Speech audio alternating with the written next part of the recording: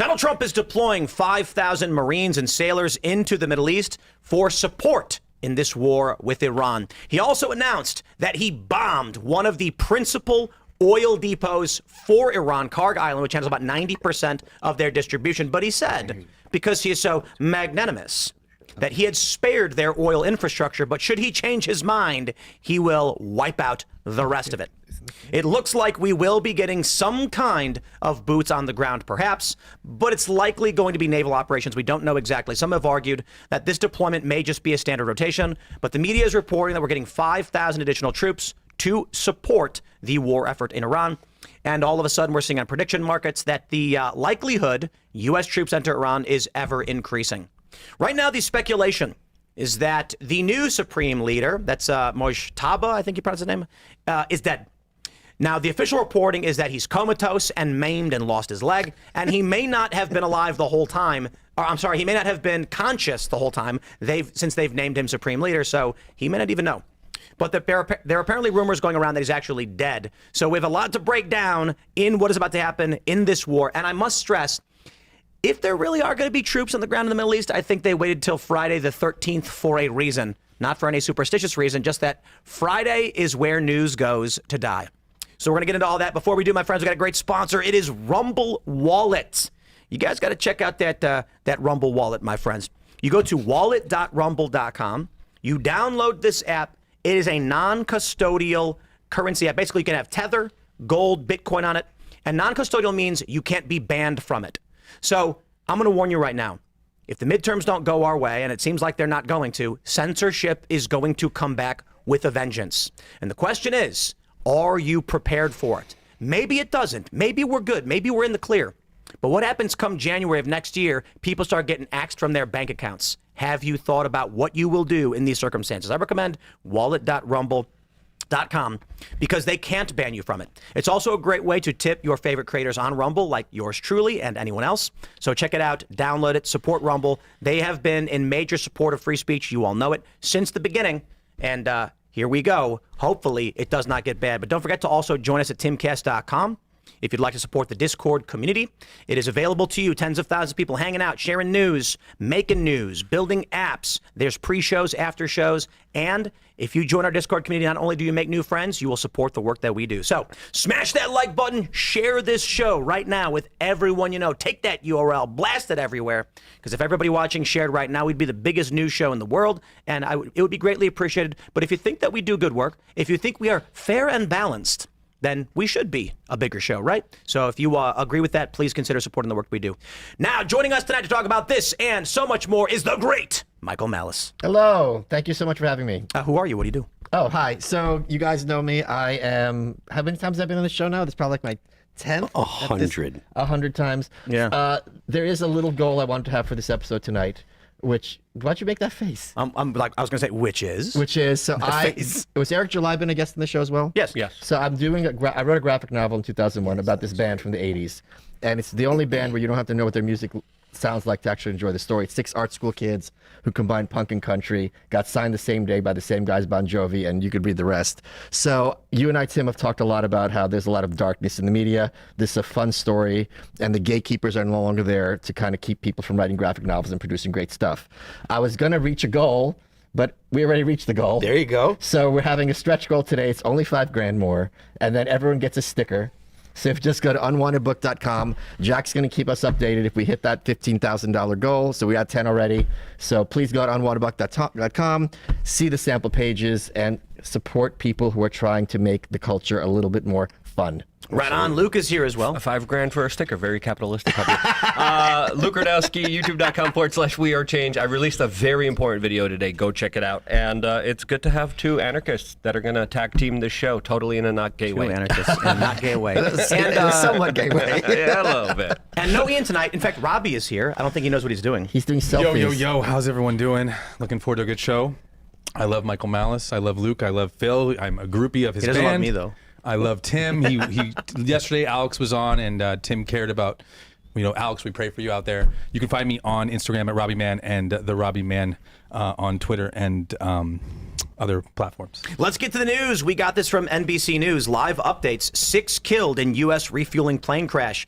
Iran's new supreme leader likely disfigured, Hegseth says. And I think the big story here is approximately 5,000 additional Marines and sailors are deploying to the Middle East to support the war in Iran, according to 3 U.S. officials. But can we also say one more thing? There have been increasing numbers of deaths and injuries from U.S. forces, but it seems they're all friendly fire or like our fault. Well, that's what we're being told. That's true. We don't That's know fair. the true number yet as well of how many. We do know that there's reports of blood donations being asked in Stuttgart, Germany, and obviously we don't know the full scale of this conflict, but obviously we are killing a lot more Iranians, but Americans are still being hurt in maybe probably larger numbers than we're being told. There's no question about that, but I think it's just kind of funny that they're reporting all these deaths and they're all saying, well, it's all our fault, instead of make it kind of this heroic thing that, oh, they died in the line of duty. Well, I think they don't want to make because they right. don't want to say Iran killed our guys. Oh, yeah, you're right. Yeah. Or Kuwait or whoever, Yeah, right, because it was friendly fire. Yeah, you're right. Do you think these troops are going to go into Iran?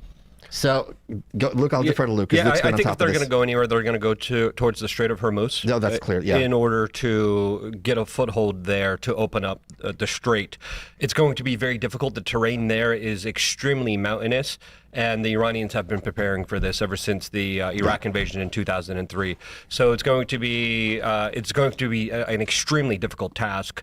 Some people are saying that they're going to be sent to some of the hardened positions that can't be bombed by some of those big, massive 30,000-pound bombs that we have already dropped on them, and therefore we need troops on the ground there to be inserted in order to take out those facilities. So either way, it's going to be extremely difficult, extremely tough. I know there was talks about sending in the Kurds. The Kurds kind of volunteered a little bit, and then they said no. There was talks about arming ISIS also in the region to go after Iran. Arming ISIS again. but we are arming other rebel groups, and the plan, even as Lindsey Graham talked about, was giving a lot of the ethnic minorities in Iran weapons in order to start this Iranian civil war. We have been bombing their infrastructure. We bombed their water desalination plants. We bombed their oil infrastructure, and it's going to be just a mad rush of sectarian violence of people just literally fighting over water soon. Okay, can I jump in here? Because there's a lot of talk that the fear mongering that they're going to start activating sleeper cells in America, when literally, as you just said, that is our plan to activate sleeper cells in Iran. My big fear, besides all the obvious fears that everyone has concerning this situation, is that the U.S. does something that it's done many times in the past, something Trump has done to his own base, that he encouraged everyone to rise up. Guys, take back your country. This is great. Yeah, Mr. President, we got it. And then he's like, okay, good luck, bye. Yes. And then all those people who had faith in him end up slaughtered. I think that is a very likely scenario, and that is something that is very concerning to me. That's exactly what happens in history. Yeah. That's exactly what happens with American intervention and propping up these groups that later give us significant blowback and bomb us and attack us with the same type of organizations that we propped up. What do you think the reason for the Iranian war is, Mr. Malice? I think what Luke said is before we started recording was exactly right, and hadn't heard it before. Go ahead, please. Well, no, you well, no, the point is clearly this is something Israel has wanted for a very long time. Netanyahu said explicitly he's been beaten off to this idea for 40 years. We call it mooning. That's what it's called. Edging. So that's clearly part of it. There's also, I think, two big parts for Trump. Trump, I think, in his second term is like, you know what? I've got power. F it. I'm going to put my meat on the table and see how far I can use America's clout to kind of change the world in my own image. And Luke's point earlier, which I hadn't thought of before, but which is clear to me, is Trump thinks, okay, if we lock down the Middle East in a scenario where it's roughly stable and amenable to our allies and our interests, we can move forward to Asia. Yeah, not even stable. It's about making Israel the dominant superpower in the region. Bibi just said, we are going to be the superpower now, after saying that he's a poor victim of the Iranians before. And then once Israel is established inside of the Middle East, America will focus its troops, its resources on Asia. And that's where the next big battles, and Asia is going to be the next Middle East. And the purpose. One last thing. He's been very, very clear that China is the big bad, and I don't think he's wrong. And the purpose of the Venezuela operation was to secure oil distribution before Iran shut it down. Otherwise, gas prices would be 5 times higher. And also take out Cuba as a kind of a Cuba. This is another massive story we should probably talk about. Cuba's gone. You know they're letting the FBI in. They said, There's riots, there's protests, there's no gas, the power's out, and they're like, please, we'll do whatever you say. Well, they're doing an embargo. They're doing a blockade of anything into Cuba because it used to be Mexico, it used to be Venezuela that provided them energy. They're no longer doing that. Well, there's been an embargo for a very long time, but Venezuela was just supplying energy. Since we seized back our oil assets from Venezuela, Cuba's got nothing left. Yeah, and Mexico too. Mexico was pressured. Mexico stopped providing energy. And I do want to shout out to the Cuban people who are based and awesome, and it's the ones in America, and also your heart breaks for the ones who are there, whose only fault was being born under this, communist dictatorship, and now they're the ones paying the price. I live in Miami, and one of the things that I have in common with a lot of the people there is we don't like communists. Yeah, that's right. So and they know what it means. And and they survived it just like I did, just like my family did. Yes. And no one loves top-down big government, and the people of Miami are amazing, beautiful people. That's why I live there. Yeah. I love all the people who are like, communism? Are you crazy? Are you sick? Yeah. And that's why there's such a big pushback against. Should we take Cuba? We don't need to take Cuba. Cuba's going to take itself. Yeah, I'm not saying like should we invade. I'm saying should we bring them into the fold? Should we go to them and be like, okay, now you're part of the U.S. sphere of influence? Yeah, you mean like make it like Puerto Rico? Well, I'm not saying make it a territory. I'm saying should we go to their government and have a treaty with them and say you are now part of the Western sphere of influence? Whatever gets Cubans food and security in their own person is something I'm in favor of. At the least cost of life. I think everyone here would agree with that. Well, they want to topple the government. I mean, we could help stop that embargo now and deliver all of that, but they want to change the regime there. But doesn't Vietnam still technically have a communist government, but they're basically Western? We're replacing communism with communism. But again, China is not necessarily communist either. No, but I mean, Vietnam the third way. calls itself communist, but they're not really in any sense. But the Chinese Communist Party is not. No, but what I'm saying is, isn't Vietnam far more liberal than China? Yes. Oh, I don't know. Yeah, it is. Yeah. You mean like gay stuff, like gay communism? No markets. No, I mean markets and property rights. You're saying freer markets? Yes. When you say liberal, there's the American I'm political. using the actual definition. I know. Because like the American colloquial definition of liberal is more Marxist communist. Isn't that weird? I would say Prague or leftist for that. Yeah. Right. Personally, I'm a little bit worried with how disorganized this whole military campaign is. There's been poor messaging, poor planning. It's been really expensive. There's a lot of innocent people that have died. American troops have died. Where are we going? We don't even know. Right. Trump today said he's going to feel it in his bones. Did he literally say that? And that's when we're going to end it. And what's the win condition? Exactly. We don't know. He doesn't tell us. For Iran? Yeah. The win condition for the United States is to destroy the Iranian government and basically give Saudi Arabia control of the Gulf. But the point is, what I hate, I'm not saying you're saying this, people are always like, everything's the worst possible. It could get worse for the Iranians. It could be Pol Pot. Way worse for the Iranians. Yeah. They have no water. Afghanistan, they have no water. They have a huge water shortage, and we bombed their water desalination plant. Right. I don't think we bombed their desalination plants yet. Iran has had a water desalination plant that was hit. But desalination barely works as it is. It's still favorable towards no water at all, right? Sure. I'll take what I can get. I'll take anything. I worry. No, but I'm saying it doesn't really do anything. But it's not about Saudi Arabia. Saudi Arabia is also a major superpower, but it's about having Israel being independent in the region. It's about Israel being strong in the region. I do worry that oil prices are going to go up after this, right? Because all of the energy that Iran was producing on the world markets, it's gone, and the infrastructure for that's gone too. So price of it is going to go up. And did you hear Trump freaked out when he heard Israel bombed the oil fields in Iran? Yeah, allegedly that's what was said, with American officials saying WTF to Israeli officials because it was the Israeli government that did it. The other big behind-the-scenes conflict that I'm seeing reporting on, we don't know how much of this is true, how much speculation, is that the people Trump wants to install for the new Iran and the people Bibi wants to see in power are not the same people. Right, which is very plausible. And there's a mixed message, and there's mixed bombings. What I also worry about is, not just energy prices, because that's Trump's key plan: lower energy, lower everything else.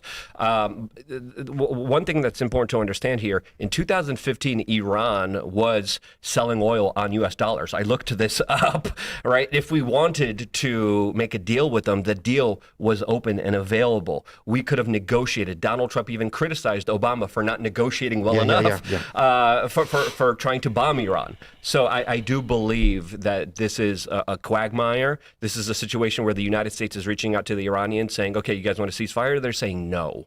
So this is a disaster. Lots of lives I've also heard lost. that they are behind the scenes desperately wanting a ceasefire. Exactly. So who do you believe in during all of this? But one thing is constant: the war's continuing, right? That's correct. Right. Yeah. And it's not. And the longer it goes on, the worse it is for Trump and this administration and his legacy. I agree with that. So I think that is more reliable for me to understand. Hey, it's still going on. At the same time, if they don't have someone in charge, they're not in a position to call for ceasefire, because who's going to be the one calling for the ceasefire? Iran has been practicing, because the American doctrine is to cut off the head of the snake. Right. So the Iranians, after 2003, saw what happened to Saddam, and they set up these type of governance systems that could run independently in different pockets and different bodies. So there are different forms of leadership that are active in different regions. But my point is, they all Yeah. have their own interests. They all have their own power centers. It's not going to be as easy as if there's the one guy. Exactly. Yeah. Shall we, we'll jump to this next story. We've got this viral video of Scott Bessent. Oh, yeah. That is, it's kind of weird. He was pulled away from an interview and then came back and then just volunteered up his children to go fight in this war. Take a listen. I listened to you on the... The president wants you. Sorry, the president wants you right away. Oh, Right away. okay. Okay. No problem at all. See you shortly, Mr. Secretary. You can work that in. Mr. Secretary, I have to say, it's a first, hour I'm and a sure, half. a loss as well, They were gone that for an hour and a half. an interviewee's been pulled away to go to the Situation Room. How's the president? Was he stressed? No, the president is in great spirits. The Iranian mission is proceeding well ahead of schedule, and I have to tell you, well, that I have a teenager who is considering military service, and I could give this team my highest compliment, from President Trump to the head of the Joint Chiefs to the Secretary of War. I know what happened. I would say that I would trust my child's life in their hands. That looks like an he was ISIS video. told to say that. No, he was no, told he to say got that. played the sizzle drip video. The what? The White House video. The White House. The sizzle drip video. You know this. Do you not know this? You're talking about the White House videos that they were with the video games and memes? You of all people don't know what sizzle drip is? No. I have to tell everyone. You have to explain it to us, Michael. Hillary Clinton was asked about this Sizzle drip? by Lauren Boebert. Apparently, there was a bunch of files found on Anthony Weiner's laptop. All the cops who saw it ended up prematurely losing their place in this earth. I don't want to say the word, by their own hands. And the video is called sizzledrip.move or .avi, and it's a video supposedly of Hillary Clinton and Huma Abedin skinning a girl's face and then wearing her skin over it. What? Oh, really? And Lauren Boebert asked Hillary Clinton about it. I got to be honest.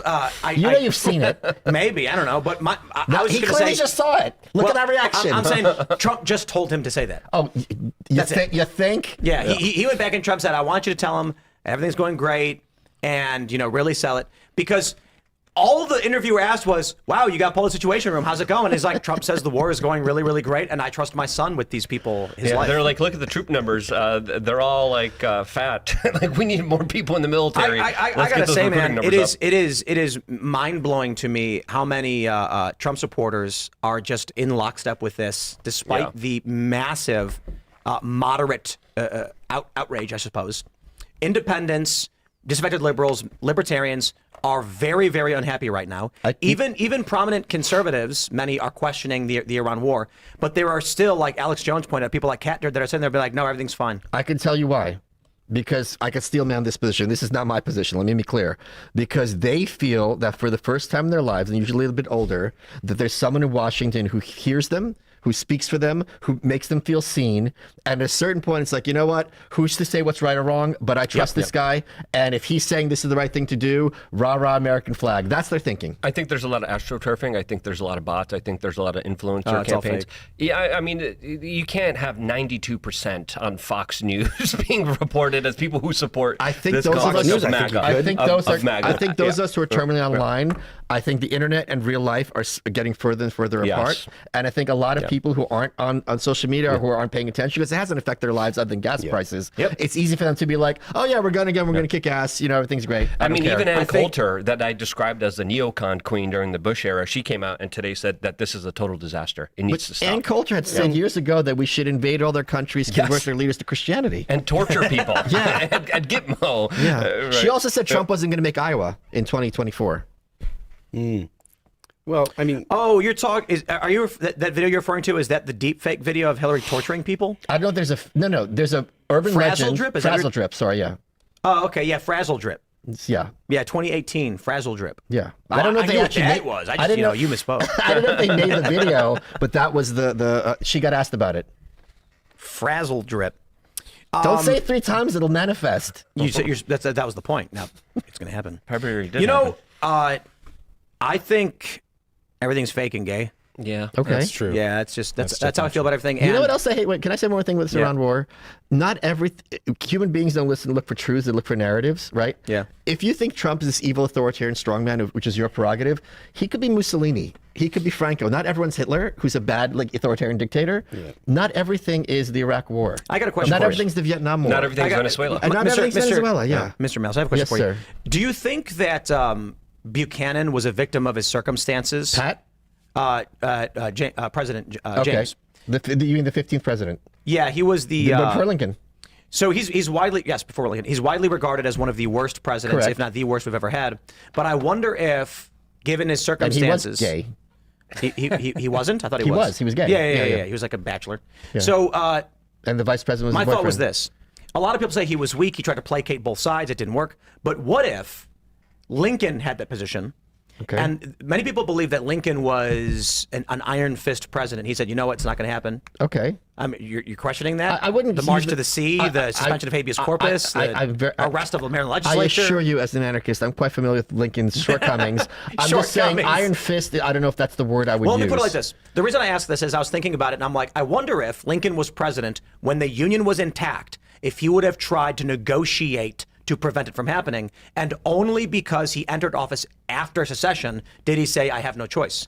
The reason being, I look at what Donald Trump is doing, and he's been heavily criticized recently. I've called him Buchanan because of the riots and his inability to send out law enforcement or invoke the Insurrection Act. Now that the pitch is, we're going to wind back the mass deportation thing. It's not popular. Trump is No, he's going to downplay. He told the message went out. Indeed. Stop talking about mass deportation. That's what I'm saying. Yeah. So he's walking things back, and people are viewing him as weak and not Lincoln-esque. And I said this is more Buchanan. But You think Trump's gay? if Never he's know. got several kids, You never know. if J.D. Vance say gets in, and now he's starting to falter in the prediction markets because Yes, of everything that's going on. But let's say he gets in the midst. JD gets in, okay. Let's say 2028 comes around. The war here, it's not necessarily the Iran war, but global war has expanded. Venezuela destabilizes. Iran's crazy. China makes a move on Taiwan. Sure. J.D. Vance gets in, and it's not that he's a stronger, it's that he has no choice, right? Sure. I guess my question was, I don't think most people would assume that Buchanan, were he had to have gotten after a civil war already started, would have been a strong president. But looking at Trump, I view him typically as kind of a boorish, strong man. Yeah, I think that's very fair. But he's been relatively weak in a lot of ways. I think people underestimate what he's facing because they don't have a governing House majority. Like a lot of people who are saying abolish the filibuster. I'm like, why abolish the filibuster if you don't have the House? You can't pass any of Trump's legislation through. I think a lot of this stuff. You think we shouldn't abolish the filibuster? Of course not. Why? If we abolish the filibuster, the Democrats are going to get the Senate eventually. They're going to do it anyway. I don't agree with you, and here's why. Because there's one thing what people say, one thing what people do. If the filibuster is abolished, Thomas Massie, God bless him, has a big platform because they have a 1-seat majority. If the Republicans had a 40-seat majority and Thomas Massie's pitching a fit, go after yourself. Trump's not going to care. Yep. So if you lose the filibuster, every individual Democratic senator is infinitely less important because they're not in a position to hold up legislation. Indeed. So yes, I see. last time they lost by 2 votes, but Kristen Sinema said, and I believe her, that a lot of these senators are hiding behind her skirts because privately they don't want to lose the filibuster either because they want to have power. But look, she's giving them cover. So a lot of times people assume that their opponents are automatically going to do everything. If they lose the filibuster, just want to say one more thing. If they lose the filibuster, we're going to have socialized health care. We're going to have amnesty for all these illegals. We're going to have nationalized gun bans. And I don't think it's a given that if you had a Democratic president, it's not a given. It might happen. I'm for it. A Democrat, you're for all those things? At this point, I was going to say this a moment ago. Thank you. Finish your point. Finish your point. So the other point is, back in I think the early aughts or the 90s, there was a balanced budget amendment on the floor of the Congress, and it was down to 2 votes in the Democrats. And Mary Landrieu, I think it was, and Torricelli of New Jersey sat down and he said, "Okay, you're going to vote no, I'm going to vote yes," because a lot of this stuff's about posturing. The Democratic Party is a corporate hack machine. They like their donors, they like their money. They're not as ideological as Bernie Sanders or AOC, despite what your boomer uncle might tell you. I would like you for agree a with that? figurative black hole sun to come and wash away the rain. Just of all of it. Figuratively. Why would a sun wash away rain? That's just the song, Michael. I don't know. Everyone loves it. Soundgarden. Well, Michael, I know who that is. Thank you. Soundgarden. Thank baby. you, pop-up video. Michael brought up a great point about the donor class here. I should make this point. When I said I'm for all of these things, I'm not for those things they would pass. I am sick of a Congress that won't pass popular bills, that will pass unpopular bills. And if you're telling me that right now we can just say, pull the trigger, take what we want, and then see what happens. They can't take what they want because they don't have a House majority. You can't get any Trump bills through the House. They have one seat. You do not have a functional House majority. We'd at least get the SAFE Act. I don't know that that's true. If we get rid of the filibuster? Yes, you can't. Do they have? They got 53 in the Senate. Okay. Yeah, right. So the point is, you could lose you could lose 3 senators, and J.D. Vance could be the tiebreaker. So my attitude is this: the SAVE Act is one of the most popular pieces of legislation in our lifetime. Sure. 71% of Democrats, 80% of independents, 95% of Republicans, and they won't pass it because they're a dysfunctional, corrupt bunch, and you know it. I'm not disputing that they're dysfunctional, corrupt at all. My point is, you have to look at Thomas Sowell says there's no solutions, only trade-offs, right? So if you get the SAVE Act at the cost of all these other stuff, court packing, I don't know if that's necessarily a win. I think the crux of our disagreement is people assume it's a given that when the Democrats take over the Senate, they're going to nuke the filibuster, and I disagree that it's a given. Let me ask you. It might happen, I just don't think it's a given. Is the current state of affairs acceptable in any way? No. You know it is acceptable because you're not going to get violent. You're accepting it. You see what I mean? You're saying that for the average person, because there's no violence, it's at least somewhat acceptable, right, to a degree. Because there's something called real preferences. If I say that I believe in monogamy and I'm cheating my wife every weekend, I don't really believe in monogamy. So I could say it's unacceptable, but I'm accepting it. I kind of believe in... I would phrase it as actions speak louder than words, and I would agree with you on that. Yeah. But I would also say one of the stories that we have tonight is the conviction of several Antifa terrorists for terror attacks on ICE facilities. So... Can I say one more thing? Yeah. It's not acceptable, but it's acceptable, but it's not sustainable. I think that's the bigger key. So my view is this. Do we sit around and, well, I guess I'll put it this way. If the system stays as it is, and we do not, the SAVE Act scares me. The SAVE Act scares me because it's so popular. This is one of those things where it really does flashbang the American people. The emperor has no clothes. I don't think it does.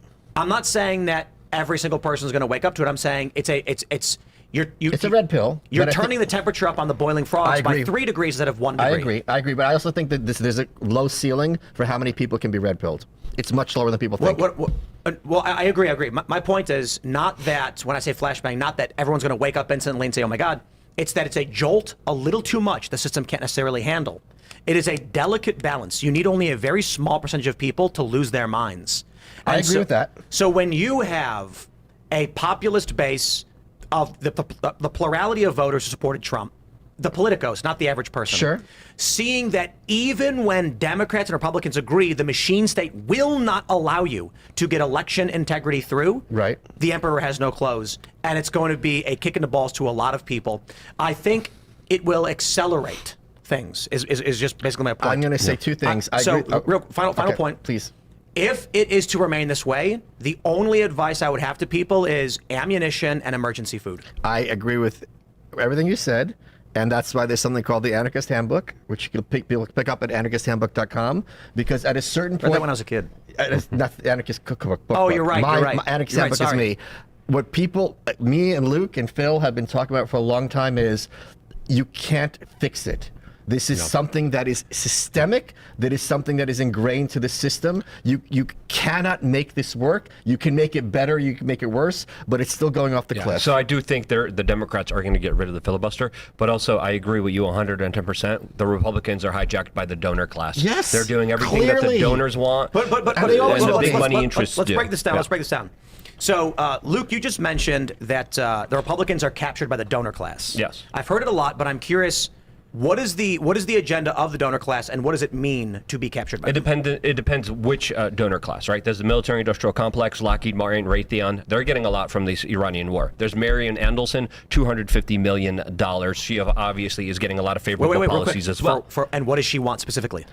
Trump to run for a third term and for the expansion of the Israeli state. She offered Trump a bunch of money for something very specific, and that's the West Bank. Yes. Okay. Exactly. Yes, and she's probably going to get, rewarded by that. Elon Musk gave, what is it, $100 million, so he could have favorable treatment with his government contracts. He didn't even right? get the You know what? What he wanted. He wanted the subsidy, and he didn't even get it. Nightmare future dystopia, neon. It's not a dystopia, it's a utopia. It's freedom. Yes. It's a utopia? No, this is dystopia. What we're offering is relatively a utopia. I'm saying, like, yes. That's a solution. All of these agendas, everybody is basically extracting from the system as much as they can as it burns down. And you can't blame them.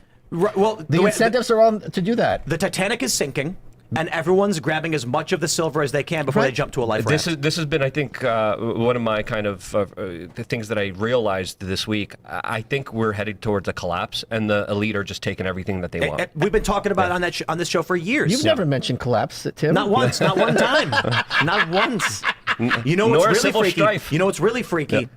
Do you guys remember on this show when I predicted years ago that the future would be an app called like Job Hunt or Jobber, and it would say, like, if you want $50, click this button, and then it would say meet this man and collect this item, and it'll show you a weird mechanical device. Tim, that was your Grindr account.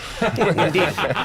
Now we're seeing. You met that man, you gave $50. I sure did. That's how I met, And he gave you a job of two different I kinds. got $50. that's how I met Tim, actually. My point is this. My point is this. In the future, you'll have an app. You'll want to make money. It'll be like Uber. And it'll say, for $50, collect this item from this man and give it to this, drop it off at this address. Right. And you'll have no idea what you're doing or why. And then you'll say, okay. You'll just stand there. A guy will walk up and go, are you Michael? And you go, yep. And he goes, here's the box. And you'll be like, what is it? No idea. You go, okay. Then you walk, that tracks you. You show up at a building and you say, here's your box. And they go, thanks. What is it? And they go, we don't know. And then the app goes, ching, $50. We have now seen, have you seen this app where AI will hire humans to do odd jobs? Mm-hmm. It has begun. I can go even darker. There is something I don't want to. I have to use my words very carefully. If you have a betting pool, and I bet when Tim departs this earth, right? A bunch of people can send in crypto anonymously, and they say, okay, you pick a date. Yep. And if I know that if Tim departs this earth on July 12th, I'm going to get that huge jackpot, right? You don't know who gets them. You don't know who chips in because crypto anonymity, and you don't know who gets the payout because of crypto anonymity. That's what I was going to say one thing. That's already happened because someone made a ton of money on Polymarket because of the Ayatollah. I made money on Kalshi from the Ayatollah. So it works kind of like crowdfunding. A lot of people throw money for this action that they want to see happen. Yep. Let's suppose I don't like Tim or whoever else it is, and I see, wait a minute, if Tim leaves Earth July 12th, I'm going to become a millionaire. I'm going to do something about it. There was a video where that can happen right now. There's a video. Right? I'm not a big football guy or basketball. I'm not sure what this was, but there's a video where a guy was explaining that some prominent athlete was doing an interview after a game where he apologized for the bad spread or something because the people only cared about the wagers on the game. Yes. But back to the point you were making, there was on Kalshi, they had a prediction market, Ayatollah out of power by a certain date. Everyone assumed that to mean that he would be dead. Right. Because the Ayatollah is not leaving voluntarily. Right. However, in the contract, they said, no, it is out of power through political means or resignation, not death. So I actually had purchased futures a contract on this, that he'd be out of power. But I'm not stupid enough to wait for the conclusion. I sell when I make a profit. Right. So when the strikes happened and the value of the S contract went up, I just sold it and took a profit. People got mad after the fact because now, 4 or 5 hours later, it was concluded he was dead. Therefore, anyone who had that contract at that time, when the strike happened, not after the fact, wanted to get paid out for him being pulled out of office. But Kalshi said, our contract says no death. Right. But that would mean the inverse. That would mean that everybody who said no should have got paid out the moment he was killed. Right. Because now he can never resign or be removed from office. Sure. What you're bringing up, and the reason why Kalshi does not, one of the principal reasons, allow contracts on death is for exactly what you described. Will Timcast IRL end by this date? Right. And then someone puts $5 million on yes. Right. And then that person then goes to a guy and says, here's 50,000 in Bitcoin. Right. Make sure his show is over. Right. That's the future we have right now. And that's like 5 minutes from now. Well, it's not. I'm saying it's not the future in terms of like 2 years or 3 years. Like the technology's here. Did you see the Poly Market prediction that Clavicular would be the supreme leader of Iran? And some people have bought that he would. Probably as a meme. No, but if you buy it and then the market goes up, you can make money that way, like Dogecoin. Of course. I think it's gonna be Mike Pence. Because you Supreme have leader this of Iran. Religious fanatic who hates Trump. You know, it's He perfect. plays ball, sort of. How much inside information, though, is going on with these bets? I mean, I feel like people in the administration have inside knowledge. It's been very Yes. clear. Yeah. It's Well, been very clear. Yeah, there's been a lot of And there's suspicious like one activity. account That's so that strange. he keeps hitting So jackpots. there was one account that wagered heavily, like I think it was like 20 grand, that we would have troops in Iran. Now, here's the important thing I was warning people about. Troops in Iran does not mean that Trump deploys 100,000 people. Right. It could mean 3 guys. Right. Special forces, Green Special Berets, forces. And now we have this Marine deployment. So I'm telling you, I would personally, like I'm not telling you what to do. No betting. Don't bet. But I'm saying, I'm going to go ahead and say it's 1 for 1. Like we will have personnel. We probably already do in the ground. Once it's confirmed that this guy, he made a series of bets on U.S. military action and he nailed it all. Here's the issue though. What does he have? Do you know what other bets he has going forward? Well, we could pull this guy's account up and Yeah, look let's at what do he's that. betting on. Let me see if I can find it. If he's been right Apparently, so far, people have said he's changed his name. I mean, people are making money with crypto, shorting the market before Trump's announcement. Of course, Exactly. 10x long, There's been so 100x much insider long. trading That's that what it's I'm kind of saying. disgusting. You know what people because should- it screws Bear, over where the you at, average man? I want to person. get involved. I want to be friends No, with you, the man. average person who's trying to, survive here or play these markets doesn't have a chance it's because of all this only for insider trading, insiders, man. and they're the ones that they're taking the money from. But They're the shorting and longing everything. Yeah. the best return on investment is going to unwantedbook.com, supporting my graphic novel, and getting us to 15,000 a day just to give everyone a sticker. And are you now gonna look at this. will you Look- plug your OnlyFans too? This is interesting. So That's the best ROI. this is the alleged account. Now I'm going to say this. I don't know who this person is. I don't know if they're an insider. I don't know if. So one thing that's important to say is you could sell these positions Right. before the conclusion. A lot of the money that this guy is making, or lady, may actually just be speculation. Sure. I think the U.S. is going to go in as soon as news happens. that What's it the might- active ones though? Click on active. Active are all. It's nothing. It's $100 here and there. Okay, Right? so it's not. So you've got will the U.S. strike 3 countries in February of 26? That's passed. Okay. So he lost $1,000 on that one. Okay, and Mark Kelly winning the 20. Mark Kelly has a better shot than people think. I agree. And what's going to happen is this guy's got 34,000 shares. Wait This a minute. is- Wait, hold on. I gotta say one thing. Wow. Mark Kelly officially is getting my endorsement for the Democratic nominee because I want to see Gabby Giffords as first lady, You were right as about Fetterman. and I was right about Biden as the nominee. But look at this. I want Gabby Giffords as the White House. I do not like guns because potato. This is very important. He bought Mark Kelly to win the nomination at 2.7 cents. News is going to come out when Mark Kelly announces he's running. It's gonna spike. It's going to spike to 14, 15 cents. And you sell it. And boom, he's got 34,000 shares. Yep. He's cashing out. Bang. This guy is up $106,000 this month. But if you look at most of the trades he's made that have concluded successfully, Khomeini out as supreme leader by February 28th, jackpot. $55,000 Oh, profit. so that is count that if he's dead, he counts as On out. Polymarket, yes, calls Okay, you no. got it. Okay. Israel strikes Iran by February 28th. He made $17,000. Wow. So these concluded. Yeah. These were bets that Yeah, concluded yeah. on that and day. he won. Yeah. Look there. Are there any loss? Can you scroll down? So They're all winners. All winners. Wow. I He's do betting on believe he sports, does too. have losses. He but must. all of his most recent ones appear to be that this person knows what is going on, now imagine what's or happened. at least is predicting very accurately. Now, I want to stress this: this guy might just work for The Economist. You know it's Ian, right? It's Got to be Ian. He's passing the ball. there He's a got graphene one? a sunglass on his top hat. He's like, Right now, just Barron's getting all his making friends bets. rich. I want to stress this. This could be a person who works for The Economist, right? Or who works for a private intel firm. Meaning, they don't know what the government is doing, but they have a bunch of Wait, sources. wait. What if it's They- Epstein? Or- What if it's or Epstein? I just seen that. I was like, Jeffrey Epstein. Epstein and Tel Aviv, Nick. I was literally like, Epstein it's Jeffrey and Tel Epstein making Aviv. these. Wait, can we talk about this quickly?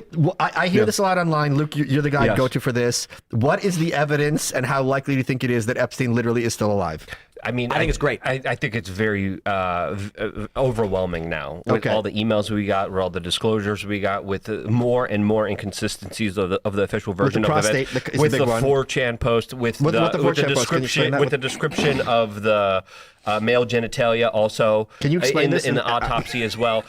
But to stay on topic here, to connect the dots here as well, there's also a lot of accusations of insider trading. Sure. So especially with 9/11, and It's not insider trading.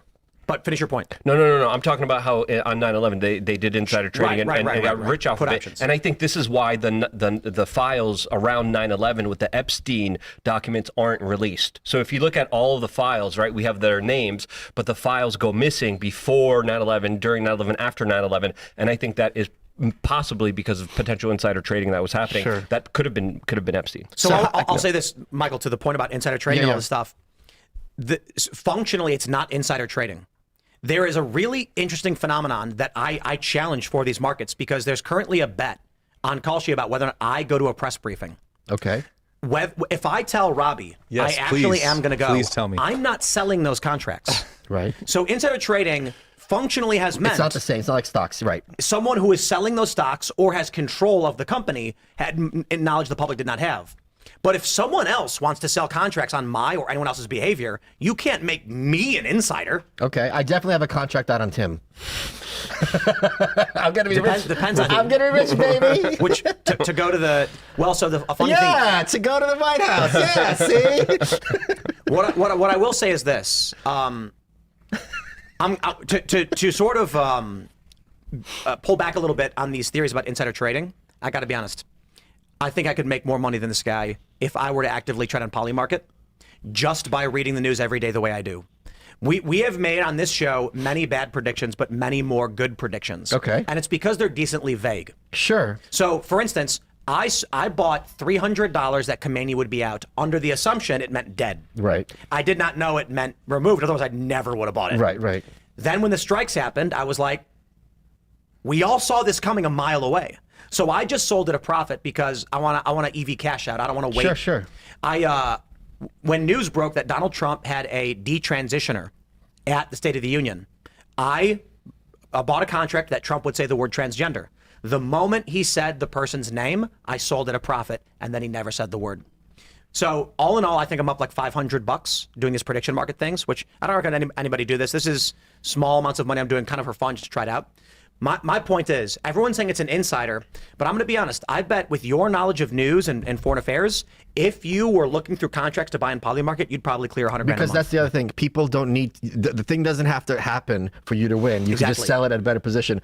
And I do want to remind people at home, because I get teased about this all the time. On your show, I bet Roseanne Barr that they were going to cancel the 2020 election, and she was incorrect. and she they paid, wouldn't. That they would cancel it. No, right. She was betting that they would cancel it. I said they were not going to cancel it, and Which is an easy bet. And then people were like, "Well, Kamala's the nominee, so the election doesn't count." It's like, okay, great. It doesn't. I don't remember their logic. It's not legitimate. Like that's nice. Makes no sense. Anyway, she was wrong, and she admitted she was wrong, and she paid me out. Nice.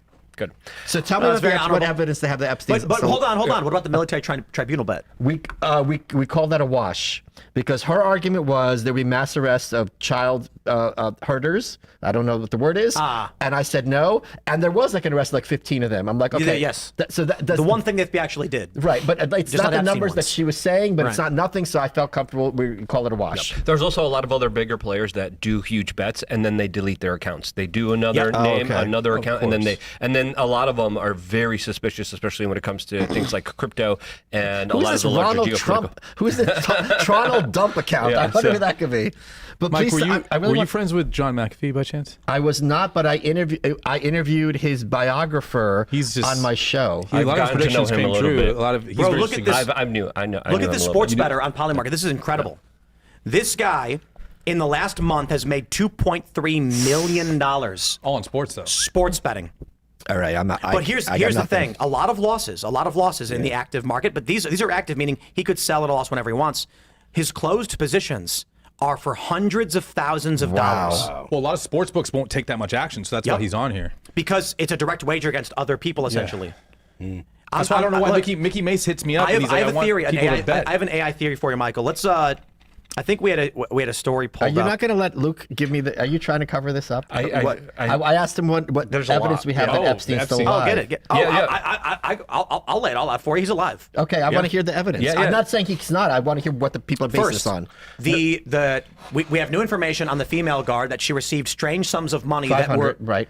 thousands. That's a bank flag. The bank flag that is suspicious because she was sprinkling it into her account. Can I say over the a period of joke I time. said on Fox? So she was Googling Jeffrey Epstein minutes before they found his body. And I said, I sure hope she's not Googling Fauci or Trump or Fauci or J.D. Vance or Fauci or Mitch McConnell or Fauci. And they got mad at you? They did not. But one woman in the audience clipped it, a boomer. She's like, I can't believe you're making jokes like this when President Trump was shot. I'm like, yeah, great work, lady. So let me give you the evidence. Let me give you the evidence. Great work. I believe that there is a great probability, I don't know what the number is, that Epstein's actually alive. And I didn't used to think this. It's very conspiratorial, but I believe the latest information that we have actually suggests this. So there's a few things. This woman received strange sums of money. She was Googling Epstein minutes before he was found dead. The cameras are turned off. They both fall asleep. They both get in trouble. Something about what they were doing does not make sense. Correct. The workers at the jail, it is now a fact. They stuffed a body bag full of boxes and pillows.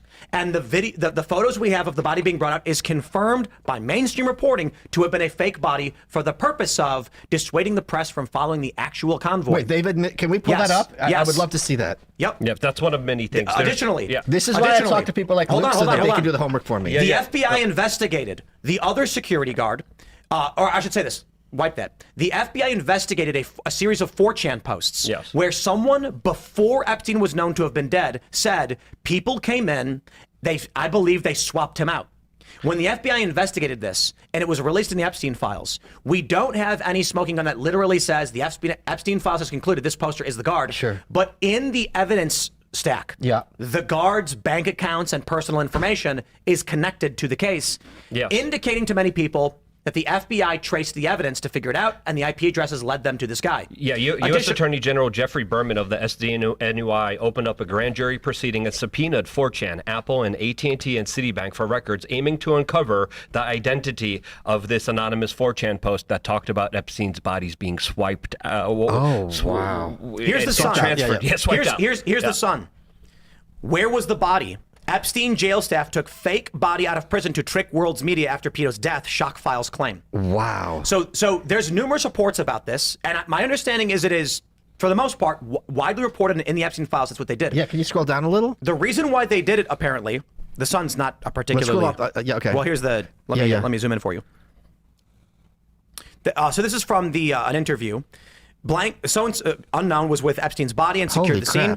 crap. Redacted remained with CEOs and redacted until personnel from the Office of Chief Medical Examiner arrived to transport Epstein to the facility. Due to the large news media presence, a male OCME official called and said he'd be arriving at the loading dock with a black vehicle in order to thwart the media. Redacted, used boxes and sheets to create what appeared to be a human body, which was put into the white OCME vehicle, which the press followed, allowing the black vehicle to depart unnoticed with Epstein's body. Now, hold on.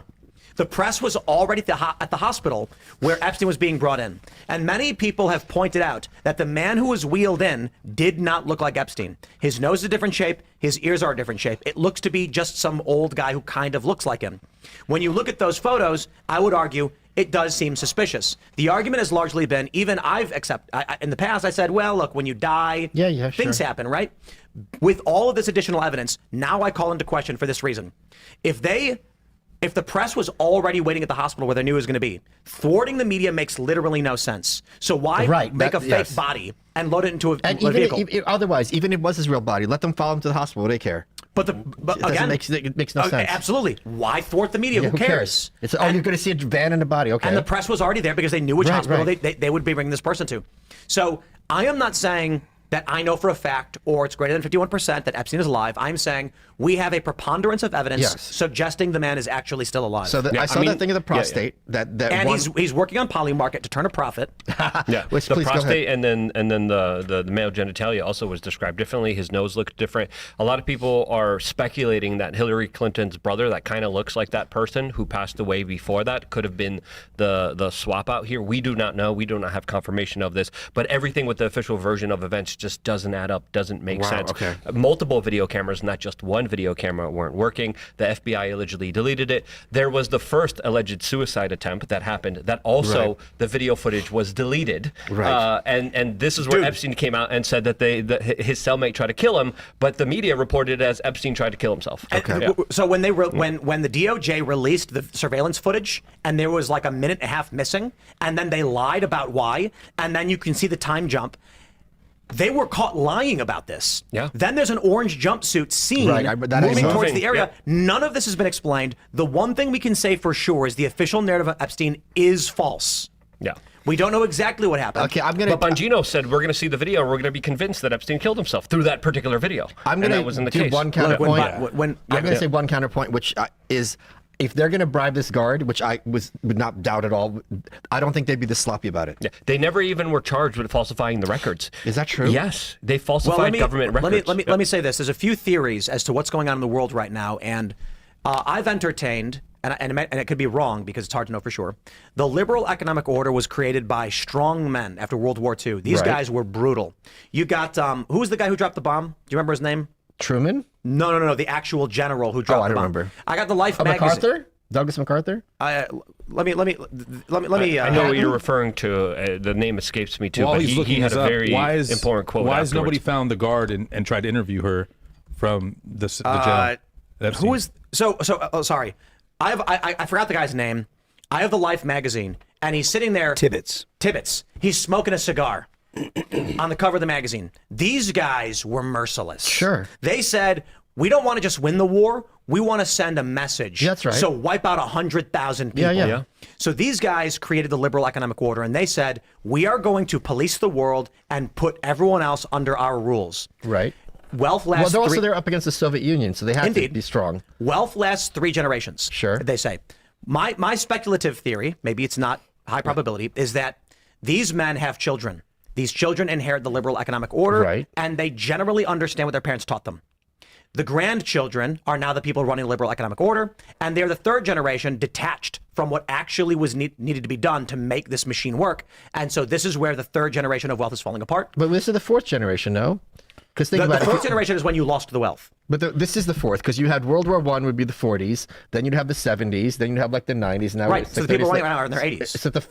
but this would be 3 generations after that. World War II. No. I know there's been more than. I'm saying the current group of people that are running it are the 3rd generation. There's certainly more generations after them. Okay, sure. So the boomers are the children. So you had older people running it. Right. Then you had silent generation, and then so boomers are taking it. They don't know exactly what needed to be done. They are weak and ineffective. So they do some of these things, but they do it rather poorly. You end up with cockamamie BS failures in all of these. Well, it's not only that they do it poorly, it's that they're not up to the new technology, and the technology is much faster than they can keep up. Indeed, I think one of the things that You couldn't have had President Trump in 2016 without Twitter. I agree. And I think what caught the machine set off guard was social media and how quickly grassroots movements would pop up that you could not just shut down. They have tried incessantly. Oh, I got one for you, Michael. You're gonna love this. Please. Maybe I'll just burn everything down while I'm at it. They have tried incessantly to keep the mainstream media as the functional narrative machine for a long Correct. time. Of course. And it was dying and didn't work. Right. But a meeting was had about a month ago in Florida among big executives addressing You the mean fact- 2026? Yes, Okay. recently. Yeah. It was a standard convention of suits and ties coming together to discuss how these big networks now enter the space we exist in. I believe the censorship machine has not stopped, and I believe what we are going to see moving forward is, considering I've had conversation with big companies, the narrative machine is going to bounce back. Yes. This world No of free question. podcasting is over. Oh, yeah. And what's going to happen is big podcasters will be brought into the likes of Paramount, and Netflix is Of already course. doing it. It's already happening. Netflix has got a podcast section, and New York Times going. does as well. And what? New York Times does as well. Indeed. What we are going to see in the next 3 years is that the only shows that will survive are the ones that are part of network television. Here's another thing that they're going to do. People are very into 1984, authoritarianism. They see what's going on in England. I think everyone watching this, besides getting unwantedbook.com, needs to read Brave New World. Yep. Because the corporate structures haven't unleashed hedonism yet. They haven't unleashed influencers who are telling everyone, look, They have. Hold on. They haven't dialed it up to 10 yet. Point being, like, look, the Republicans and Democrats are both the same. The system can't work. Instead of sitting at home and pounding a desk and blah, blah, blah, civil war, go take Iowa. No, bro. This is not universal yet. No. This is not on CBS. On Gen Z, it is. I understand what you're saying, but when you Gen Z is gambling like crazy. They are saying exactly what you're describing. Both parties are screwed. There's no point to be involved in any of this. Why don't you go on insert casino app and just gamble? Or consume adult content. We are absolutely seeing this. But I'm talking about stuff that alters the mind in a literal sense. I don't think it will be drugs. I think Yes, it will. I- That's what it did in the Soma? 60s. It will. But here's the thing. We have Soma, basically. But look. The idea from Brave New World about drugs was because it was written at a time based on the assumptions and predictions of the technology they had.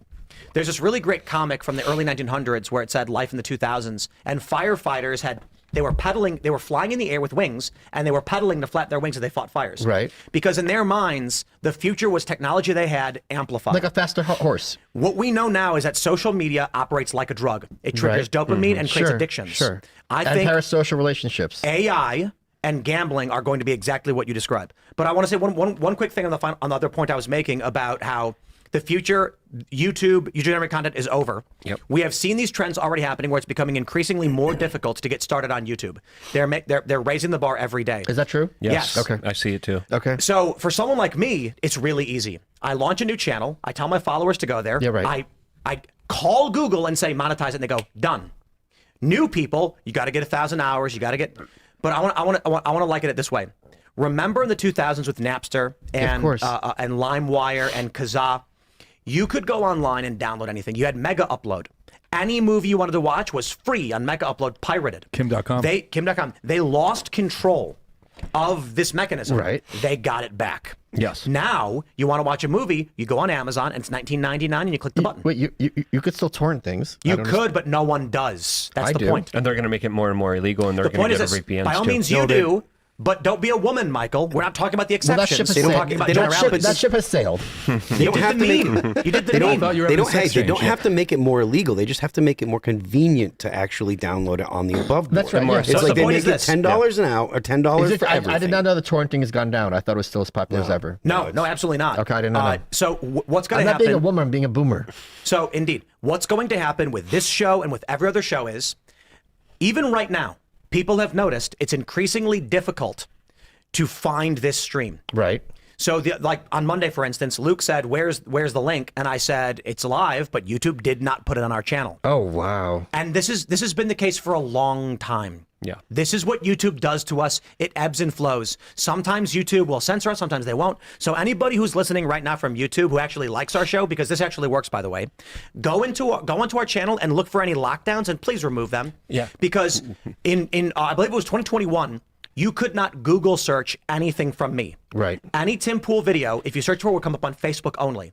Went live on this show, said it, and in real time, the ban was lifted, and you could all of a sudden find me on Google again. You used to look me up. It said conspiracy theorist and nothing that was else, funny. even though I had Yep. all this work here. Yeah. So I'm feeling many here's what I'm blocks gonna say too real on my quick. YouTube channel as well. YouTube and all of these networks know it. I'm going to let you guys in on a big secret, okay? Because I talk about everything.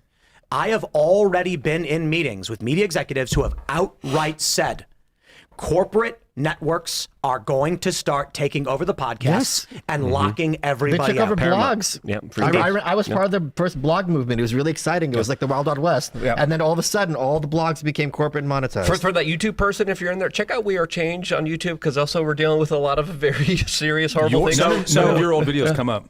The conversations that I've been having for the past couple of years have escalated quite a bit. And if you take a look at YouTube, you can tell the narratives they want to happen. Oh, of course. A good example. There's a few people. I'm not going to name anybody because this is not for drama points. But there are several people who have skyrocketed in viewership lately based on certain narratives. This is because YouTube has decided that is what they want. And I'm telling you this, YouTube has decided. Wait, why wouldn't they? Of course they do. Why is Mr. Beast? Why did they put him on the front page every single day? It's not an accident. There was a woman who. But there's also like a trending page, and that's no, it's gone. Trending's gone. Yeah, Fine. because he's There- promoting fake meat. There was a trending page, and all those videos are someone selected. It wasn't Indeed. organic. Because the funny thing about it is you could go to the trending page and you'd see viral videos that had 200,000 views, and Timcast IRL episodes would have more views in less amount of time, but we'd never make it. Right. And the first I think the first 3 songs we released were trending massively, and then someone went to our channel and turned it off. Yeah. Because our songs never trended after that. And this is part and parcel of how media works. For people who don't know, the New York Times bestseller list, they don't even pretend it's Oh, right. Yeah, it's by so it's- sales. It's literally curated. No one knows the formula, and they just put in any order that they It's an like. So what advertisement. I will say is this. Yes. Timcast is an accident. Just like in the early days of piracy and downloading, everyone started doing it.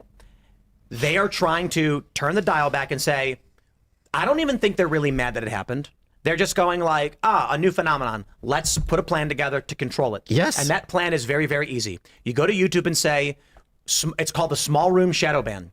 This channel cannot be displayed to any new user after this date, which means, what they'll do is, this is hypothetical. Only users who signed up pre-2018 can find, for Luke, it's probably 2012. Only users who are pre-2012 can see We Are Change. That way, they don't freak out if they don't get it. Anyone who joins now will never see one of his videos, no matter what, even if they find the link and click it. But with Facebook dying out, Are the numbers going down on Facebook?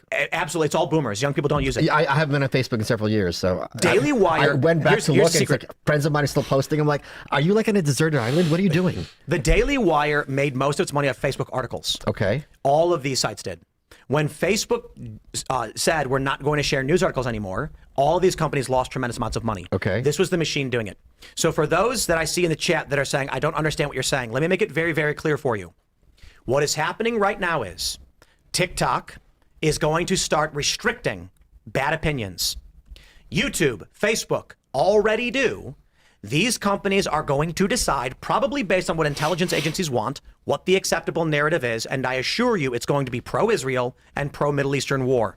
Just like we saw in the 2000s with Bush, though some dissent will always be allowed, then Paramounts, be it HBO or NBC, they are going to start going to shows like ours, and they're going to say, you shouldn't be worrying about all this stuff. You are a content creator. Let the businesses handle it, and we will pay you a premium. They will get brought into the fold, and shows that were once independent will now be on the NBC Plus app or the Paramount Plus app. That's exactly right. And when you go on YouTube, there will be shows. Those podcasts will exist, but the shows that you know and love from the guy in his basement, like, for instance, Nick Fuentes is not in the fold. He's on Rumble because Rumble is allowing anybody to make content. But there's a reason why he and Alex Jones are banned from YouTube. That was a move they made a long time ago. That move is going to exacerbate, but it's going to be done mathematically and logically so that you don't get big news about a person being banned. But this is But just one thing really Please. quick. Peak Headset today said he can't wait until David Ellison takes over CNN.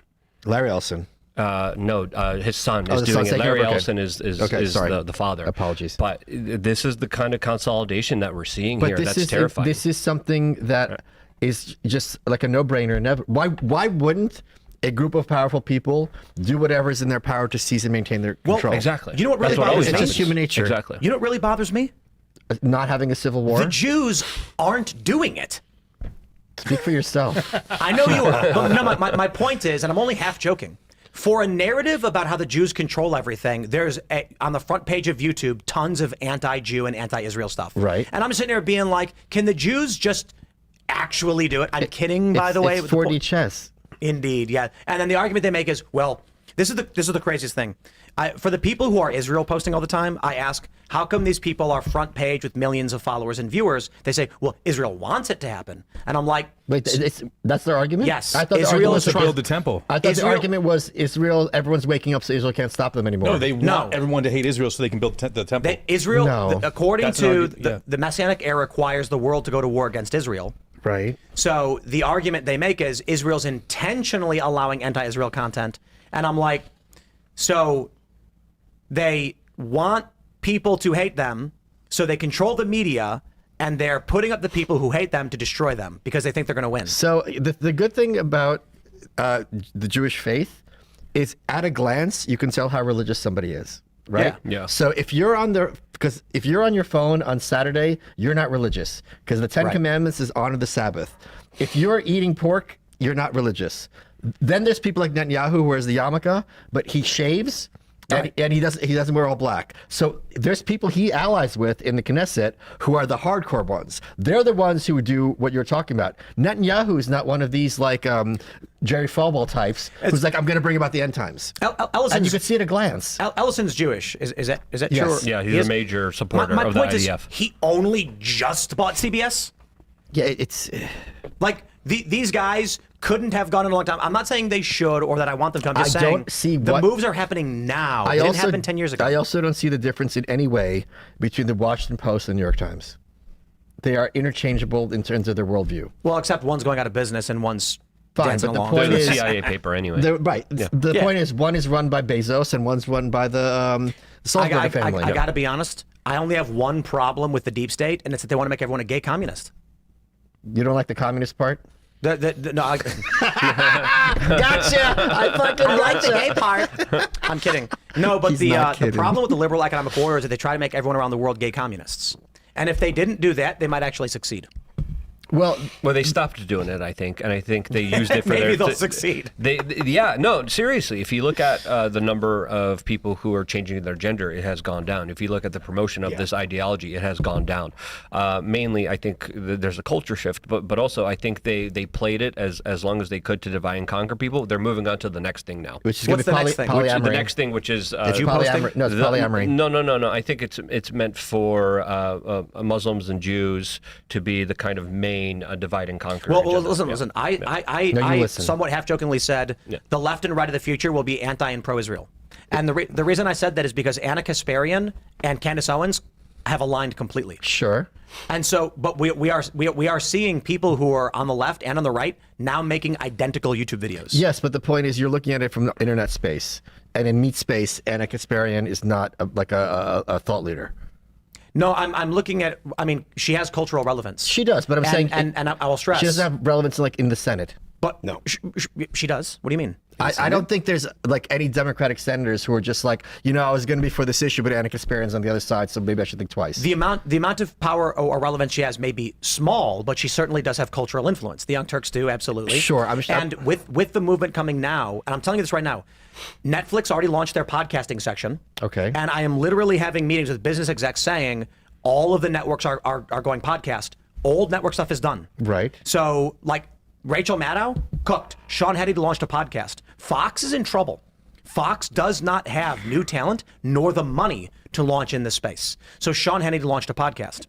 Anna Kasparian will have, again, I'm not going to pretend like she's Joe Rogan, but she certainly does have an amount of cultural relevance. Sure, and so does Joe. But the point is, despite what Joe's views are about Iran, and he was pitching a fit quite reasonably about it, Trump still did it. Indeed, but the media machine is going to absorb these people. Yes, no question. Maybe not. And then the Senate is going to be like, if I want to win an election, we want these people in these positions. Here's where I disagree with you. I remember, and I think all of us are really old enough to remember, when the Iraq War was happening, it was 24/7, every day the New York Times headline, Obama comes in, they just forgot about it. Like, I don't even know what the status of Iraq Sort is. of. There was a pushback against the neocons Sure, and but the the hatred point- of the the Bush. point is, Yeah. You we're not could not getting- go on TV and speak ill of the war. Hold on. My point is, after the war, we're not hearing updates on what Iraq's like. They don't talk about it like ever again. Right. At a certain point, this Iran-Israel stuff is going to go away. I agree. What I'm saying So that is division's not going to hold. nothing ever holds. Sure. I'm saying right now we are seeing a shift where it used to be woke versus anti-woke as the principal drivers. Sure. It's now turned into Erica Kirk versus leave Erica Kirk alone. Like, these are weird issues that are dominating the viewership in podcasts I agree. and social media videos. Right. I will say one thing that I think is weird is that the Israel posters have become Kirk posters. Okay. The people who are making endless videos about Israel and the Third Temple and all this stuff and, the Jews running things, they're now producing more and more Erica Kirk videos. You mean anti-Erica or pro-Erica? Yes, anti. Okay. It's really weird. Like, by all means, criticize Erica Kirk. I don't care. You can make fun of her. You can say whatever you want about her. That's not my point. My point is Israel matters on the world Sure. stage. Erica Kirk does not. And I'm not trying to belittle Erica Kirk either. I'm saying she is not a nation state that receives $2.5 billion from the U.S. government Right. for military expenditures. Right. But there are people who used to be like, Israel's war and Gaza and the children dying. I'm like, these things are important. And now they're going, did you see Erica Kirk's leather pants? And I'm like, that is not important. Yeah, but I think you're underestimating how much, I'm not joking what to say, the internet has activated autism. And the thing with I get it. autistic people, they fixate on things, Yes. and everything becomes That's true. I'm one of them. Right, it becomes filtered through that. I'm just saying it is strange, just on the surface, that people who were talking about geopolitical affairs have shifted to talking about leather pants. I'm not saying it shouldn't have happened or it's not probable or that I didn't expect it. I'm saying it's just like, what a silly thing for a person to do. Oh, I agree with you, but also this means that we have not had a normal election in this country since 2012. And You think 2012 was normal? 2012, the election, yeah. I don't think that was normal. How was it not normal? Well, I suppose if you're arguing the machine state uniparty gave us fake elections the whole Yes, time. that's what I meant. Yeah, Sure. like A stabilized fake election. It was very stable. Like there were no big surprises. It wasn't like no one woke up with like what the F is going on. 2008 was Well, change 2000 we you can did. believe in. Remember that one? Of course, but 2016 was, 2020 was, 2024 was. The question is, hold on, let me say one thing. When Trump goes away, is the fever going to break, or is the Band-Aid been ripped off and we're on the road to crazy train permanently? I actually, as I think we are in a dangerous space. We are in civil strife. I think it's fair. However, I do believe that the machine state has started to kettle the media narratives. What do you mean kettle? To wrap around and constrain. Okay. The media narratives, and they're beginning to control what people can see and hear, and they're doing it very, very well. And why wouldn't they? And I've said this for Indeed. years. The enemy class is not going down without a fight. And people are like, we got him on the ropes. I'm like, guys, they've got so many tools in their toolbox they haven't even tried, including just mass violence and suppression. You think that they're going to win with one election? You're crazy. One theory that Luke and They're I playing both the long con. had, I described it as all the free speech they're allowing now, and all of Israel posting and Kirk posting, it's leading people out into a plank, and they're saying, you're safe on that plank, you can stand right there. And then as soon as Democrats get back in power, and they subpoena these big tech companies, the big tech companies are going to saw that plank off, they're going to fall in the water, and what's going to happen is they're going to say, all of those videos you made explicitly broke the rules, and you know it. It's just that they're getting flagged now. Right. So you had always been in violation of the rules. They've done that many times before. Indeed. Yeah, now it's being promoted. Luke described it as the cheese in the rat trap. Yes, They of open up the door. course. Why wouldn't they? That's why I get frustrated with people that are saying things like, "Oh, Trump's failed us, and we shouldn't vote." And I know you're not a voting guy, but people that are like, "Oh, I'm not going to vote in the upcoming elections because Trump failed us." The idea that this was going to be solved in the first year of his second term, which was interrupted by Joe Biden, that was never going to be a thing. But it was never going to be a have thing. to push back a little bit because there was alternative independent media during his first term that were saying we have to do something for free speech. He didn't do anything for it, and then he eventually got banned from social media to the point where you couldn't even play videos of Donald Trump on YouTube. That's right, yeah. You couldn't even do that, and we were warning, saying please do something about free speech. That Please do doesn't something about change. free speech. It doesn't he change changed the culture listen, no, now, that doesn't change. but he needs to do something. It doesn't change. It doesn't change the situation we're in right now. Just looking back and saying, well, this should have happened, that should happen. Yes, doesn't but he change should have it. learned, It doesn't- and now Why are you there raising should your be voice? because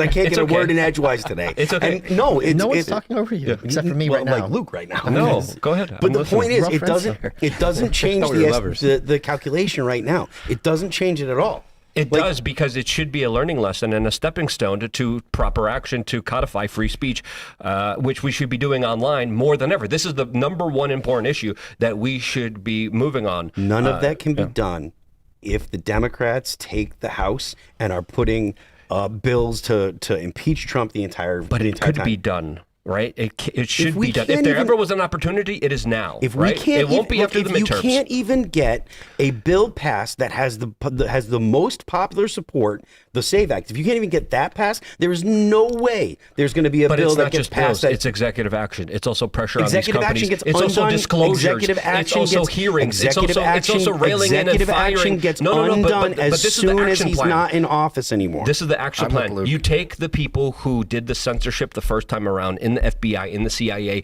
and you put them in front of public hearings. Why did you destroy this doctor's life for saying natural immunity worked? Why did you do this? Don't ever do this again. You hold them accountable. You don't need to pass a law. None of that, you don't need the none of that midterms. stuff's going to That can change be what done right happens when now. You Democrats fire back in. them, you None of that- prosecute them for none of that violating stuff the is gonna First change Amendment, and anything then you that hold them happens when Democrats accountable. get back in. And then you make that a key It issue and doesn't- key component so none you of can that- preserve free speech. none of Right? that You guys stuff can't is- talk. You guys just can't keep talking at the same time. None of that is going to change what Democrats are going to do when they get back into power. Not true I at all. disagree with you. Not true at all. Some things will change No, because don't think you so. only have so much political capital. The You Democrats get have rid of their platform that they're on. You get rid of their ability to do it again because they're soldiers. They're foot soldiers. They're still in power. They're still at the DOJ. They're still at the FBI. They're still at the CIA. You get rid of all those bad players. You hold them accountable. They're going to have to recruit and start all when over you again. say, want to. when you say hold them accountable, what do you mean? Take the people who censored and destroyed our lives and abused the system politically at the FBI, at the CIA, that went to Facebook, that went to Twitter and destroyed our lives and destroyed our friends' lives. And you say, you give us an explanation. Why do you do this? And we're going to fire you and we're going to make sure this never happens again. Right? That's not going to make sure that anything I'm happens sorry. again. Okay, when I go to my chicken city and the chickens are going, I mean, do you think I care? So you're saying Trump doesn't care? Hold on. Of hold course on. Trump doesn't Stop. care. I disagree. Because I think a lot of these people are egomaniacs. And I think one of the reasons Mitt Romney decided not to run again for Senate is because people kept harassing him on Twitter and calling him an a-hole. Exactly. At a certain point, some of these people who sniff their own farts, it does care if they're disgraced in the public eye. For some of them, it's marginal. Sure. I'm saying in the idea that you're going to go to an unnamed like deep state guy and be like, why did you go after my friend that way? He's gonna look at you as you're saying it, and he's gonna lean over and be like, the But that's not what chickens he's are saying. barking at me again. That's not what he's saying at all. That's not what I'm saying. I'm saying hold them accountable, fire them. You could even charge You said go to them for- and ask them why did they do these No, things. I say hold public hearings, make a big spectacle out of Yes. this, like the Church Commission hearings that brought out and exposed how the intel agencies were controlling all the big media companies back in the hear what you're 70s. You could do saying, that same but again. I hear what you're saying, but I feel like the powers that be will just say, okay, cut off that appendage and bring in a new one. Yeah, well, I mean, wouldn't you say that the stuff that was done for USAID was an actual attempt to do those kind of things? That's what Doge was an attempt It was to do? successful, and then it was cut off at the feet by Susie Willis, which wasn't good, which was horrible. But the point that I'm making is like, if there's a big change because of USAID and the Doge cuts couldn't make the kind of cuts, why would they be successful by bringing these people in front of Congress? I'll tell you why. Because there's this expression in politics, you don't want to see how the sausage gets made, right? Yeah. So Governor Blagojevich of Illinois there was an empty Senate seat when Obama became president, and he's like, okay, what can I get for this seat? And this is something every governor goes through. They're like, I've got a political opportunity. How can I exploit this further my agenda? And you don't blame him. He went to jail for this because he was in politics. Point being, blue pill people, when they see how this stuff happens behind the scenes, a lot of them, especially Karen, freak out. And that makes it harder to put over the next time. That's all all of the Biden officials that use their political power to prosecute right wingers should be held accountable for their actions. And you could do that on a lawful level. You could do that in a humiliation level. You could do that in a level where you just fire them and expose them, and they will not have any type of reputation left after they destroyed all of our lives. And if they lose their ability to make a lot of money by making speeches, you can flip them to turn the guy ahead of them because they'll be like rats off a sinking ship. Exactly. I'm not convinced at this point that Trump is interested in those things. It doesn't have to be through Trump. It could be through the Republican Members of Congress. Yeah. We have the majority now. We're not going to have it after the midterms. Hold on. Even Congress, there's like one real member of Congress, Thomas Massey. Thomas Massey. And even then, to be fair, the Senate Rand Paul a little bit, but I got some more criticism. But you don't Massey. have the ability, like the congressional majority was so razor thin. Sure. They weren't going to be able to do it. But they have subcommittees. They got Clinton to testify. They could get these deep state censorship czars in front of them. A year ago, I said to you, Lauren Boebert is going to ask Hillary Clinton about frazzle drip, and you called me crazy. Well, who's crazy now? I don't think that I called you crazy. Play the clip. I didn't. They deleted it. Oh, they got to you. Yeah, they did. Listen, otherwise we could. Is there video of that? Yeah. Is there video of it? Of what? Lauren Boebert? Yes. Malice. Listen, there's one option here. Take the black pill, give up, Don't. and allow them to steamroll us over, or fight like your life depends on it, because it does, and it matters. The whole point I'm making. That was But this is literally the audio. Insurance, life insurance, with a zip file titled Frazzle. This is way outside the scope. Ruling. This is way within the outside the scope? Is this within the scope, Mr. If Chairman? the chairman rules that it's not within the scope, Mr. Chairman, based on what you... Okay, we'll find the real video in a second. Yeah. But not the fake lizard one. Luke, the point that I'm making is that people shouldn't take the black pill because that's what people are doing when they're saying, "Oh well, screw it, I'm just going to give up." But that's what you just said to do. We need to fight for free speech. We need to fight to make sure that all of those people are held accountable. And you're saying no, they're not going to do it. No, I'm saying that I'm not. I'm saying that the idea that you're going to get better results by allowing Democrats to take the House in the fall is going to be. Are you aware of any... You went full Kathy Newman. What? He never said that. Are you aware of any file... You want to play the video? Let's play the video. Yeah. This is it, right? Yeah. Yeah. Are you aware of any files that were on Anthony Weiner's laptop in a folder that was titled insurance, life insurance, with a zip file titled Frazzle? This is way outside the scope. Ruling. This is way outside the scope. Is this within the scope, Mr. Chairman? If the chairman rules that it's not within the scope, Mr. Chairman, based on what you said in the public hearing, is this within the scope? We can go off the record for a moment. Mr. Chairman, is this within the scope? We'll go off the record and can talk. Yep. So that's proof that's true. They went off the record. This story is, probably they're calling it a is. far-right conspiracy theory, which probably means it was real. We can't read it. Which, I guess Michael explained. So, yeah. It's a debunked far-right conspiracy theory that emerged in 2018, falsely alleging the existence of a video found on Anthony Weiner's laptop showing Hillary Clinton and Huma Abedin committing a horrific crime against a child. The theory is an extension of the Pizzagate conspiracy and has been completely discredited. You know what I was saying before? Yeah. Just like, I'm just let it all, acceleration, like, whatever, let them do it. You know what I'm really, really tired of? Everything is fake.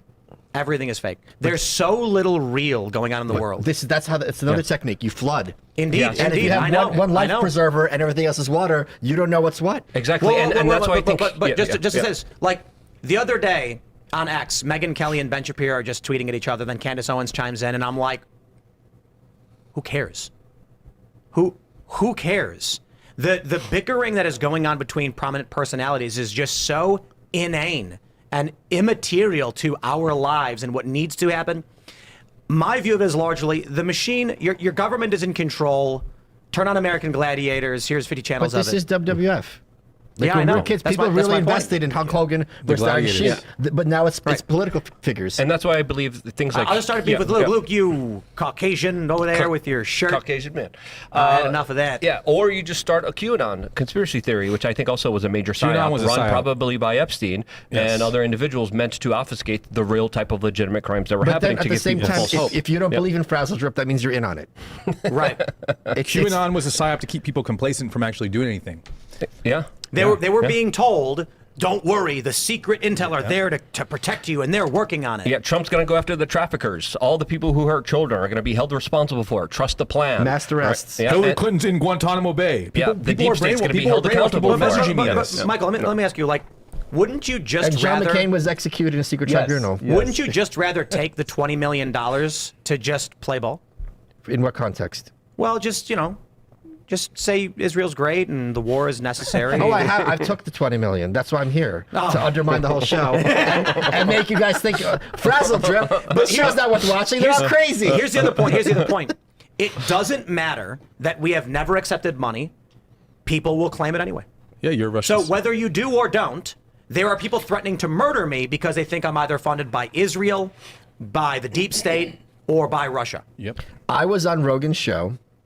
And Rogan said, okay, it's really clear that Epstein had ties with international intelligence, with Mossad or CIA. And I go, I saw on Drudge it was Russia. And he's like, Russia? I go, I'd never heard this before. But Drudge, which is obviously a major news page, had headlines, Russian involvement with Epstein files. And Rogan's like, really? He pulls it up. There's the Drudge headline. He asks AI. AI's like, okay, he tried to secure a meeting with Putin to sell out Trump. He went to Russia to get hookers. Online, you tried to change the subject. I'm like, this was the subject.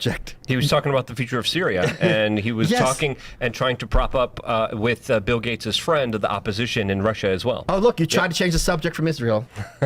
It's like, not only is everyone... Are you trying to claim Israel's not doing it? Are you deflecting right now? I'm deflecting. But at the same time, while that Are you discussion is Mossad? happening, we're missing the bigger piece of like Robert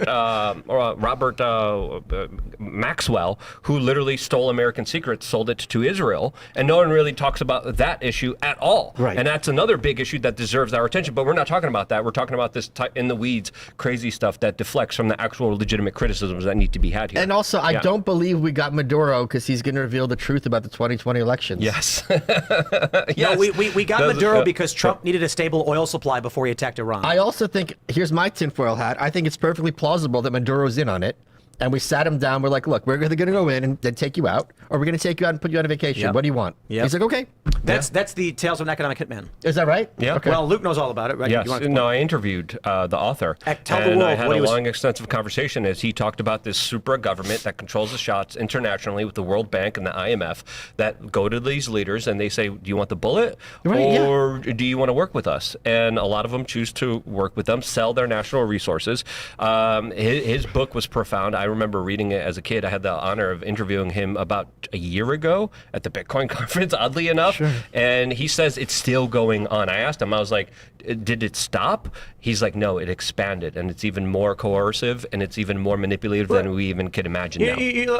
I'm over here, Hey, defending Israel, and I've not been invited to go on one of these pilgrimages like a bunch of these influencers. Come on, then why what am I, chopped liver? I got offered a trip. Did you really? I did get offered a trip.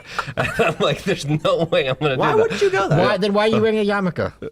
Well, you can't see it though. It's just very You did have a large, meeting right? with you did have a meeting with Netanyahu. I did. And he lobbied us to support the war for Iran, and the room was split and didn't want to do it. Some people in the room were very much like, dude is wild. Like one person looking at him and going like, the American people and Gen Z need to understand the brotherly relationship Israel and America have and why we must support each other. And I'm just sitting there going like, oh my God. Like, look, if you said something. You forget, we're so used to memes and trolling. I know. We forget earnest people exist. Yes. And it's like, Ernest, like you just say Who things contacted you about that the are so, Netanyahu thing? you say things that are so insane, so unironically, like how do you even talk? I think we should. I don't know, as a media organizer, I don't remember. Japan, but I'm just wondering how it goes down. There were a bunch of people there, and I know it was Chatham House rules, which no one knows what that means. I do. I know. And the people thought it meant that it was off the record in secret, when it literally meant we can explain literally everything said, just not who said it. Yeah. And then, who was it? House and Habit came in filming. And so I was like, I guess there's no Chatham House rules, because she's like, you know. Yeah. And then people posted pictures. But if you were at this meeting, like I think there was maybe like 15 people there. Well, I orchestrated it. He did. Michael's one invited him. I mean, he's in But Mossad. if you were to say something like, look, America has its own interests, but Israel's alliance with us is important because we need a stable foothold in the region. For that reason, there is going to be an overlap in our agendas, right? Which I think is mostly true. I think an average person might be like, well, that's reasonable. But if you say we have a brotherly love relationship, so we have to defend you for this ideological reason, you sound nuts. But I think when you talk to religious people, I think that's a very Indeed. They really have a very different worldview than you or I. I think the important thing for everyone to understand is there's several factors as to why the U.S. and Israel have this relationship. One of which absolutely is Israel exerting influence through resources, money to try and get politicians on their side. But evangelicals in this country want the same thing the Messianic Jews want with the Fourth Temple. I think evangelicals are more Zionist than Jews as a population. Probably. Yeah. We went over this some time ago. Which is We've been insane for talking people about here. the red heifer and all of these things. There are American. Oh God. Indeed. There are American Christians. I haven't heard about the red heifer since I was in yeshiva, like when I was 6. It already happened. Nonstop. Oh my! It happened last he was year. talking about it. They've been breeding these things like crazy. And so what we point out is people are like, why is America so pro-Israel? Because there are devout evangelical Americans who want Jesus to come back. And very similar This to is a precondition, yes. A precondition that the Jews share for their first Messiah, Christians share for the return of their Messiah. Not all Christians believe this, not all Jews, but there are powerful people who do, and that is just one factor. And in this there's also, this is a relic of the Cold War. because both the Soviet Union and the U.S. recognized Israel within minutes. It was founded by hardcore socialists, although now there's like no socialists in the Israeli parliament. There's like 5 of them. It's gotten all right wing. Point being, so this was a big kind of fight between who's going to control Israel and therefore have foothold in the Middle East. We won. All those Muslim countries sided much more with the Soviet Union, and the Soviet Union's gone, obviously, but that kind of the Rothschilds played a major role with that with the Belfort People should also Declaration. ask, obviously, there's some other questions for the region that I think are important too, and one is, why won't Egypt open up their border with Gaza and provide why. Real quick, the other question is, why are we giving billions to Egypt for military aid? And I think one important factor beyond the evangelical, and there are others, is that the United States, the liberal economic order, wants strong military control of the Suez and the Red Sea, for which Israel provides. And you can't blame them. Yeah. That's why Trump wants Panama. That's why he wants Greenland. And that's why Israel is so important to the U.S. military grand scheme, because controlling global trade and policing the seas is how we maintain the petrodollar. Yes. And Alex Jones agreed with me yesterday. How do you not agree with that? Well, there are people who say it's not true. They say that, no, we're just being blackmailed and controlled by Israel against our will. Yeah. And it's like, well, listen, certainly there are influence operations from Israelis and Assad against the U.S. Absolutely. But the U.S. is not, the U.S. is basically like, listen, we must control all of the sea's waterways. That means we need Turkey. Why is Turkey in NATO? The Bosphorus. That's it. We want Black Sea access to the Mediterranean. It's control of oil distribution. The other thing is, this is like when the people say all these Republican senators are bought and paid for by the NRA. It's like, really, you think someone from Wyoming is pro-gun control, and then the NRA gives them a suitcase? You're like, oh crap, now I'm against gun control? Yeah. Like, what are you talking about? Yeah, I think it was Rubio who was yelled at by an activist saying, you're bought and paid for by the NRA. And he was like, no, I'm pro-gun. They donated my campaign because I am pro-gun, not the other way around. Yeah. I mean, I question that theory because of the kind of donor class here, because if we're really fighting for American hegemony, that's different comparatively to people just robbing the sinking ship. I think robbing the sinking ship is more of a true analogy of what's going on here. I agree. Because if we really wanted to prop up the petrodollar, we would make a deal with Iran. Iran was previously selling oil on the U.S. dollar system. Why? Right? Why were they doing that? Because Obama cut a deal with them. Yes, exactly. Did it work? Well, Trump stopped the deal. Well, Trump cut it off. But it wasn't working anyway because they were still attacking in the region. So I think it was, I can't remember who brought up the Bill Burr quote, that it's like, should we go to war with Iran? Probably not, but no reason? Really? Like, no reason? I know that joke. Yeah, there are many reasons why we want to fight Iran. Doesn't mean we should. But I think this is principally, the U.S. economy is propped up by the petrodollar by forcing other countries to use our currency. Saudi Arabia cuts a deal with us, which gives them tremendous leverage. That's why when a lot of dirty, nasty things happen from the Saudis, particularly like their couple billion 9/11, we cover for them because we are scared they will get off the contract of the petrodollar as the second largest oil producer in the world. We need them to tell other countries, if you want oil, it's in U.S. dollars. Yeah, but the U.S. is also like the most legitimate security guarantee. Like the Chinese had made a lot of security guarantees to Venezuela. They made a lot of security guarantees to Iran, and the whole world has seen that you can't rely on China. No matter what China says, if they say, oh, we'll help you out and stuff. But Tim's second face, are you okay? What's wrong? The top poly market account, this is totally derailment, but if you want to know, $22 million in profit, and the account is basically inactive. Because Insider, baby. No. Who knows? But Luke was mentioning that people will change their names. They'll go in, they'll do something, and then they'll change their names. Because they don't want people copying their trades. Yeah. That's wild. Well, sorry. If we're going to derail, I got one thing to derail really quick, if that's okay. I've been dying to say this. I know I want to add this to what Malice what's been saying. On August 9th, 2019, the day before Epstein died, the Southern District of New York, the SDNY, the federal government, released a statement about Epstein's death.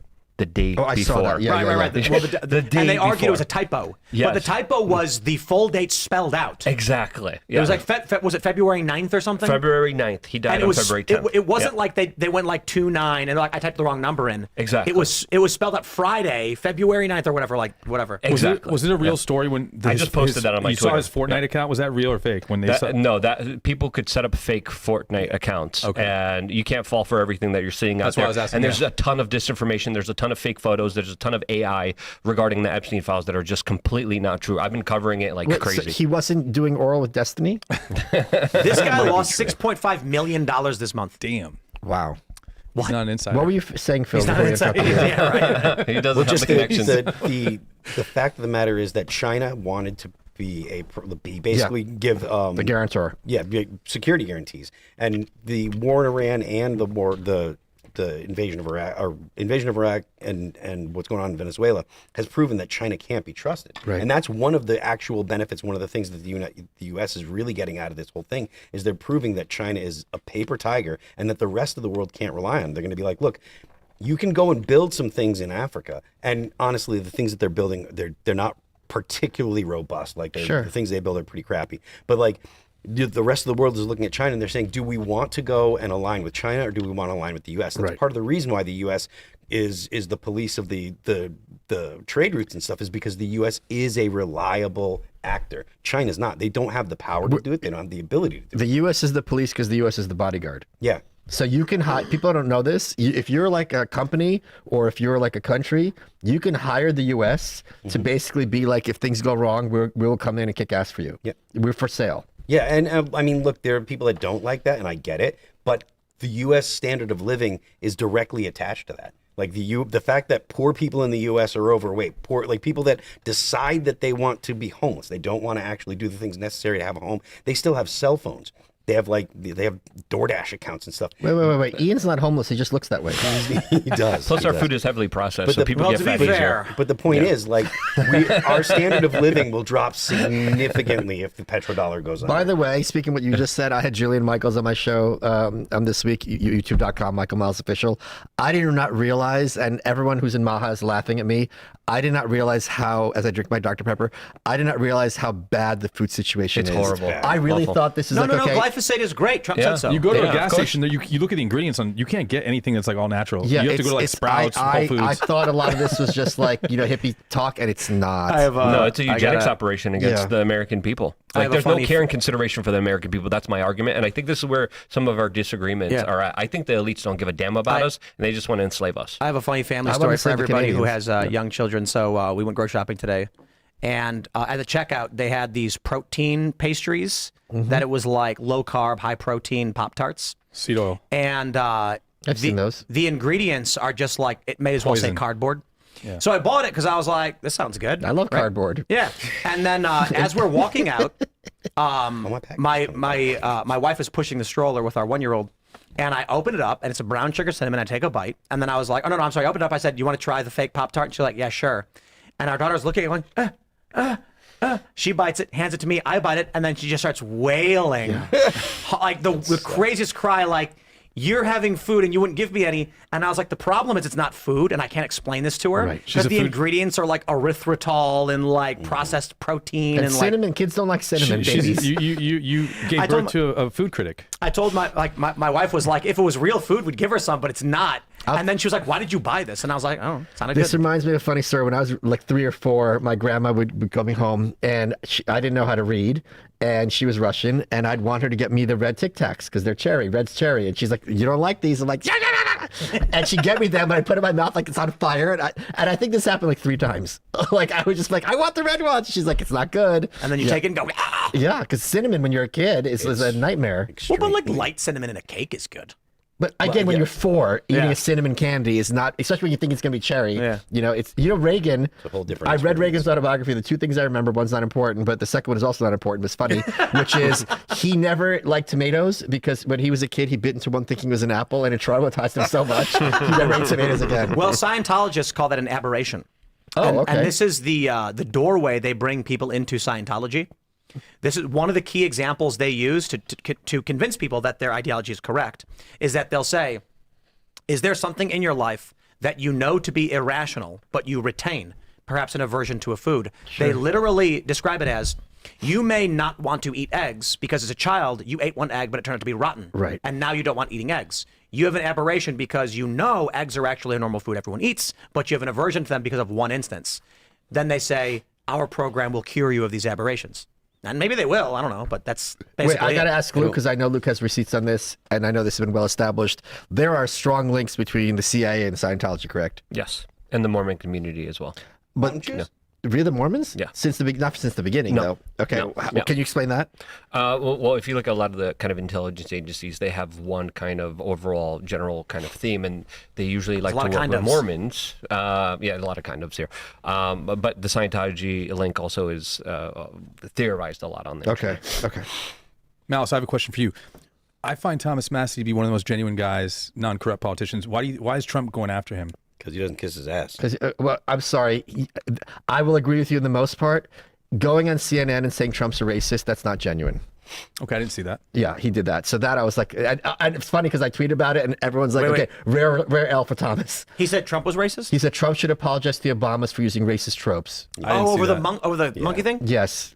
Oh, that's not good. I will say this of Thomas Massie. I've been very critical of him a lot.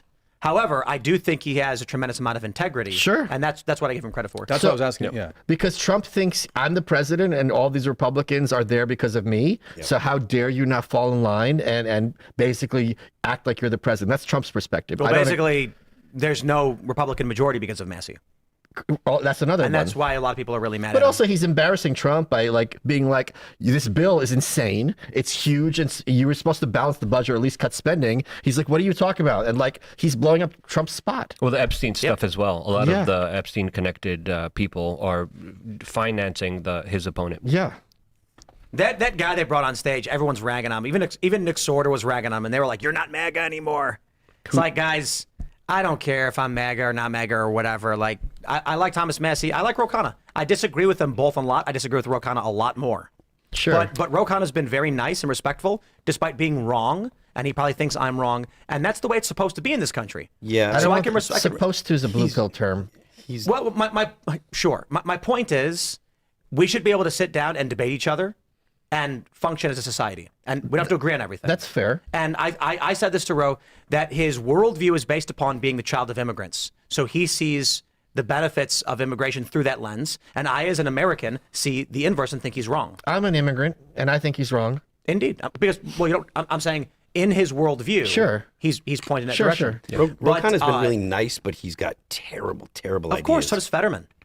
I understand that I will not agree with everybody all the time. Sure. And there are staunch conservatives I don't agree with, but we get along. Sure. As long as we agree on what's true. Like, if we could agree on what's true, but and even then if you don't agree on what's fact. true, if someone's amiable and is having a decent conversation, it's perfectly fine. Yeah. I find to be that the overwhelming majority of Democrats are not. They lie, cheat, and steal. They play dirty games to win. What's the millennial woes quote? They pretend not to understand things to make discourse impossible. Yeah, that's all. Did you see the latest meme? It was like a recursion meme where someone said something, a leftist countered. They responded with the millennial woes meme, and then the person responded with, I still don't understand your point. And it was like, The new one I saw online is that the SAVE Act, in order to prove your identity to vote, you can't use your marriage license because your marriage license doesn't match your name on your birth certificate. And even if that were true, who has ever used their marriage license to establish their identity? Nobody. Like, what are you talking about? But they're repeating this. Well, yeah, they're just lying. They're also saying that ID But it doesn't make count. sense even on their own terms. Let's suppose that is true. Who cares? Or The other point they make is like, oh, it's impossible for people in cities to get driver's licenses because the tests are onerous. That's nice. Get a walker ID like I have. You don't need any test for that. They like call you're them just walker lying. IDs? That's the term, yeah. Really? I just call them IDs. I don't know. You can drive now. Nope. No, okay. I'm still spiting the internet. Okay. Well, yeah, I actually think the response is exactly what you said. And when they're like, yeah, but what if a woman who's got a maiden name is changed? I go, uh-huh. So they're like, well, what about it? I'm like, what about it? Right. Well, what if she can't vote? I'm like, she'll have to figure out, I guess. Good luck. It's nonsensical, and they know it's nonsensical. Malice, the passenger princess. And a pillow princess, There's too. a question from Grok for you. With AI exploding right now, What? do you think decentralized What are you, open Lex? source I gotta talk to intelligence? robots now? Oh, can I tell Lex story? Can I tell Lex story? You can tell a Lex story. Okay, I was sitting talking to the head of Podcast One. Hare Krishna is walking by. I'd say in his 50s. He stops me and goes, oh, aren't you on a podcast? And whenever people spot me and they don't know my name, I always say I'm Lex Friedman. So we have a nice conversation, blah, blah, blah. And he leaves. His underling comes back like 10 minutes later, goes, you just met, my guru, he said. I go, yeah. He goes, can you interview him? And I go, no. like kind of nastily, and he walked away. So Lex is going to have a lot of really bad karma today because all the Hare Krishnas are going to be praying for him to become a lizard, which I guess might be Is that what they do? Which might be an upgrade from a robot. Well, they're big on karma. That's why they're Yeah. vegans. They don't kill even insects or like some extreme versions. So that's their theory is like be kind because you're going to be Yeah. reborn to something better. Yeah, I knew a Hare Krishna guy. Sorry, he was Lex. very nice. He gave me a bunch of free stuff. Yeah. Like free food and stuff. Yeah. He was very That's good how they dude. recruit you. Yeah. Occupy Wall Street. They were Well, he there. wasn't trying to recruit us. You don't know that. I mean, yeah, maybe. He's laying the groundwork. Right, for sure. Me and my friends got to go have a free meal and hang out, and he was super chill, and it was a lot of fun. It's a very That's good. I like Buddhism because it's a very in many ways calming, centering, like calm down, meditative. Yeah, philosophy. Do you meditate? No, I can't handle calmness. like a Zen garden. Breathwork's incredible. Do you, A Zen garden for me is Michael, hell on are you earth. familiar with the Apple visualization meme? Of course. I call it a meme, but it's Yeah, actually yeah, the concept. Yeah. Let's pull this one up because Sure. we'll talk about the philosophical NPC and all that stuff. Sure, let's do it. Don't you think people should go to unwantedbook.com and buy my graphic novel? do. Absolutely. And What's get- your opinion on people who drive Well, with come their on, let's- windows up with a mask on by themselves? I mean, I'm an anarchist, so anything that's peaceful, right? Yeah. So what number Voluntary. would you give yourself, Michael? I'm clearly a 1. You're clearly the one. Luke, what do you think? 1. Phil. 1, yeah. Robbie. No, they're not asking about looks, Phil. They want to know about this meme. Listen, I'm extremely attractive. And number 2. Extremely you think? attractive. Wait, Are you seriously? sure? I don't know. I haven't even. I just. Oh, You sure wow. it's When not you a 3? picture If an you don't apple know, in your it's a head, do you see a photorealistic apple? Yes. A flat two-dimensional apple, Close your black eyes. and white. Close your eyes. Imagine an orange. Let's ask him an orange. 'Cause- Yeah. Orange. Describe the orange. Is it like a picture of an orange or a photograph? It's a photograph. Okay. You want to know what I just thought of as soon as you said that? Israel? No, it was you standing on this table juggling oranges. Okay. There you go. Like, I just was You're like, the juggler. Everyone who knows how to skateboard also knows how to I juggle. can juggle. Yeah. Yeah. Whenever I think of like the I Apple actually thing- learned how to do this. Like, I can do like 2 juggles. I can do the basic one everyone can do, but there's another one that I learned. I forgot what it was. There's the one where you throw the ball to your hand and then up and then over. I can't do that one, but there's 2 that I can do where it's like you throw it and then wrap it around or something. I don't know. Okay. Whenever I think of the Apple, I always think of like the shine, and I think of where the light is actually shining. Oh, okay. from. Are you an artist? Well, I mean, I'm a musician. No, but I meant like the visual artist. 'Cause that's the artistic brain. I wanted to draw when I was a kid, but I never thought that I was very good at It it. sounds like you're seeing it like an artist Now would. there's- Yeah, I always see like the light. For some reason, whenever I picture it, I think of it kind of like the way the universal Okay. Yeah. Earth moves, and I kind of see it moving through my head and like Okay. the shine. There's and the more light though. and stuff. This is an incomplete picture of cognitive function. Okay. Alongside this, when you think, Michael, do you hear words in your head? Yes. Can you see text in your head at the same time? I can, but I don't. So there's actually multiple tracks, and this is just one of them. So aside from being able to visualize the apple at level 1 and see the photorealistic apple in your head, there are people who could simultaneously imagine the apple in their head while it rotates, Like Phil was just saying, yep. splits in half, opens Sure. up the seeds inside, while they're listening to a song in their head, while they're planning the rest of their day and seeing words. Yeah, it's called There- being high. Sure. Being in. But you were talking before the show about the NPC meme, and then we mentioned the philosophical zombie, and we were talking about AI and stuff. That's why I brought this up. I thought it'd be interesting to have a conversation around that. Well, I think I was just talking about this with the trigonometry guys. In the same way that I think all of us, if there's a concept one of us had, we could explain it to the others. Maybe you'd have some questions, but you'd be able to explain it. But we sat down with a nuclear physicist, like it would be just gibberish, and maybe we'll understand it through analogies, but we're not going to get it like they do. Yeah. People understand that, but there's someone who's dumber than you, and they don't process information like on sitcoms where they know fewer facts or just take slower. They literally perceive data differently than you do. Yeah. As a good example is when they read, instead of seeing sentences, they just see words as a soup and they reconnect them. The first time I noticed this, I was doing a talk and I met this girl who was writing at the time for Jezebel, and she's like, "Who are you?" And I tell her, I'm like, Harvey Picar's writing a book about me. And he goes, "Oh, didn't he die?" He's, "Yes." Okay. Her boyfriend sits down, and she immediately says, this is 1 minute later, "This is Michael. Harvey Picar died, and then Michael wrote a book about him." So she was taking the nouns and verbs, and her brain reconnected it. And it's not like she couldn't hear me. It's not like she wasn't like a complete simpleton. I'm like, and you see this all the time on social media. Indeed. And they're not faking it. So there was this. One more example. My buddy Tom Woods, his Twitter, love Tom Woods. his He's Twitter bio, great. I was best man at his wedding. His Twitter bio says New York Times bestselling author. Someone came after him and goes, "You write for the New York Times." So of course you're gonna have this opinion because they saw those words and they didn't process them like a normal person would. When I was a teenager, My parents had been telling me I should plan for college, figure out where I wanted to go. Sure. And I read an article from an economist who I think he worked for the Bush administration or Clinton. I can't remember which one. And it's a story I've told on this show where he said something to the effect of, if you went to an investor and said, for $40,000, after 4 years, you will owe me $40,000 plus interest, do you think the investor would take that deal? They're going to absolutely not. Right. And that's what we're telling everyone to go into college for. Right. That was the basis by which I said, this doesn't make much sense. He elaborated by saying that if you started at 18 years old working at McDonald's, after 4 years, on average, people find themselves as shift supervisors or sometimes assistant managers, and you will have saved on average $10,000. Right. Whereas the college grad will get out after 4 years with nothing. On top of that, so that's usually where I stop when I tell the story. But he went on to say additionally that the problem with college is that in order to actually thrive, your IQ needs to be in excess of 110. Unfortunately, we are telling people with IQs ranging from 95 to 105, and what happens is they may memorize words that you ask them to, right, but their brains can't process the connections between the data. So this is the midwits, and here's the other thing. Like, the name of my show is You're Welcome, and they'll say it's misspelled because You're Welcome is Y-U-R-E, because they know the rules, but they don't know the context for the rules or why the rules are there. So if I really want to hit them hard, I could be like, a proper noun, which is a show title, cannot be misspelled. If your name Tim is spelled with 4 M's and I spell with 1 M, I'm misspelling it. Indeed. Because Tim correct. But then I say, this is You're Welcome to embarrass yourself in public, and they still don't get it. Because all they do as a computer is just apply the rule, not understanding why that rule exists or that's meant to further communication. And then they go vote. And so let me tell you why I'm in favor of the SAVE Act. When Dick Durbin goes, well, it's going to make it very hard for people to register to vote because sometimes, your ID doesn't qualify. I say, stop. You had me at it's going to make it harder to vote. Thank you and have a nice day. So what the Democrats rely on is that people who are either incapable of registering to vote or disinterested in voting in general are made to vote. There's 2 ways to do it.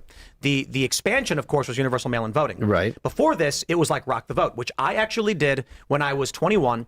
You rocked the vote? I went to, it wasn't Rock the, it might have been Rock the Vote. It was Rock the Vote, yes. So I went to a Death Cab for Cutie concert.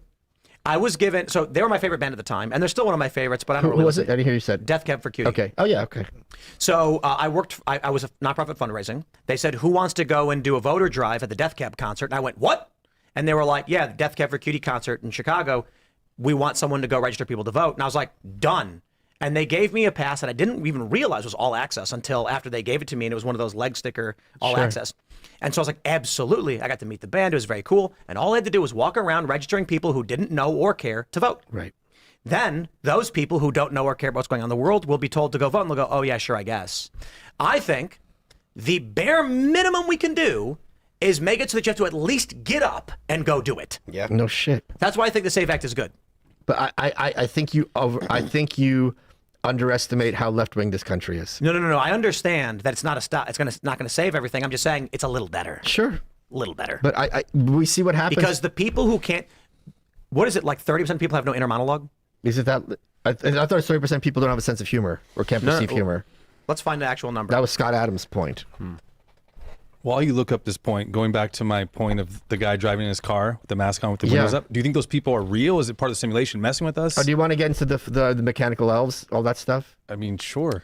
30 to 50%.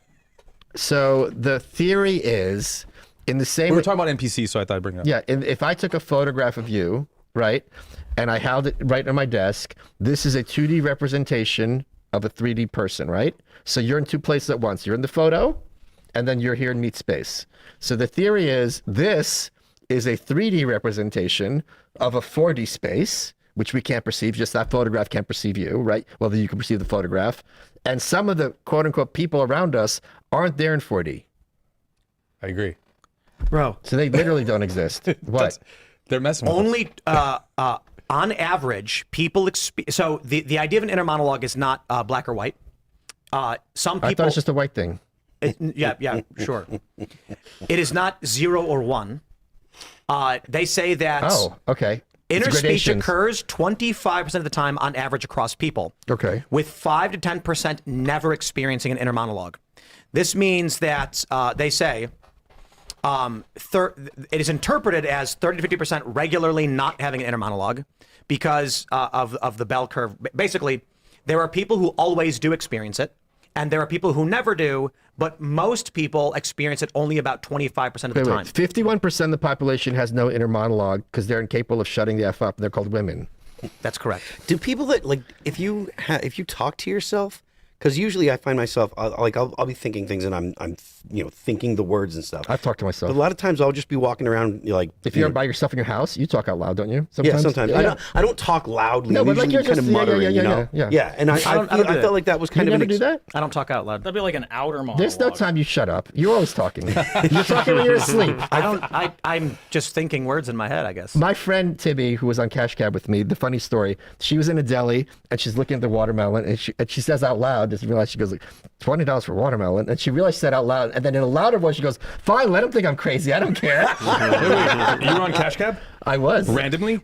No, it's never random. We have only a few minutes left because we're having so much fun. I got to get these Rumble Rants and Super Chats, so we're trying to get as many as we can. Smash the like button, share the show, and Are you going to tell them to buy my graphic novel? You will. How much did you win on Cash Cab? Okay, you have come to on, watch come on. it. Mythos says, hey, Michael, so do you talk to cops now? I always talk to cops because at any moment, if they're in a bad mood, they can throw me in the back of the car. So I'm always very polite, respectful when I see them on the street. I've been stopped here in Austin repeatedly. Huh? Yeah.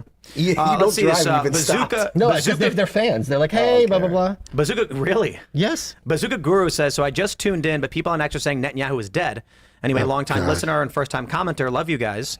Probably just wackaloo nonsense, I'm sorry to say. Anna Kasparian tweeted, wait, is Netanyahu dead yet? So Okay, great. yeah. Same old man says, Tim, Malice is right. The Republicans do not have the Senate. The GOP has it, and they are composed of reps, Dems, and libertarians. Fair point. Let's see, what do we got here? Deandra says, Tim, Fox got the Ruthless podcast for their podcast space late last year. Indeed, they did. They also hired Brett Cooper as a... Fox hired Brett Cooper? A while ago. Oh, wow, I didn't know that. Yeah, so Ruthless they bring in periodically. Yeah. The thing about Fox is, I'm going to let you guys in on all the inside baseball. As I've heard, I don't know if it's true, but the scuttlebutt from the buyers is that Fox is broke. They can't afford to get into the space. They are interested and they're shopping around, but they don't have the resources of CBS. I don't believe that Obviously. for a second.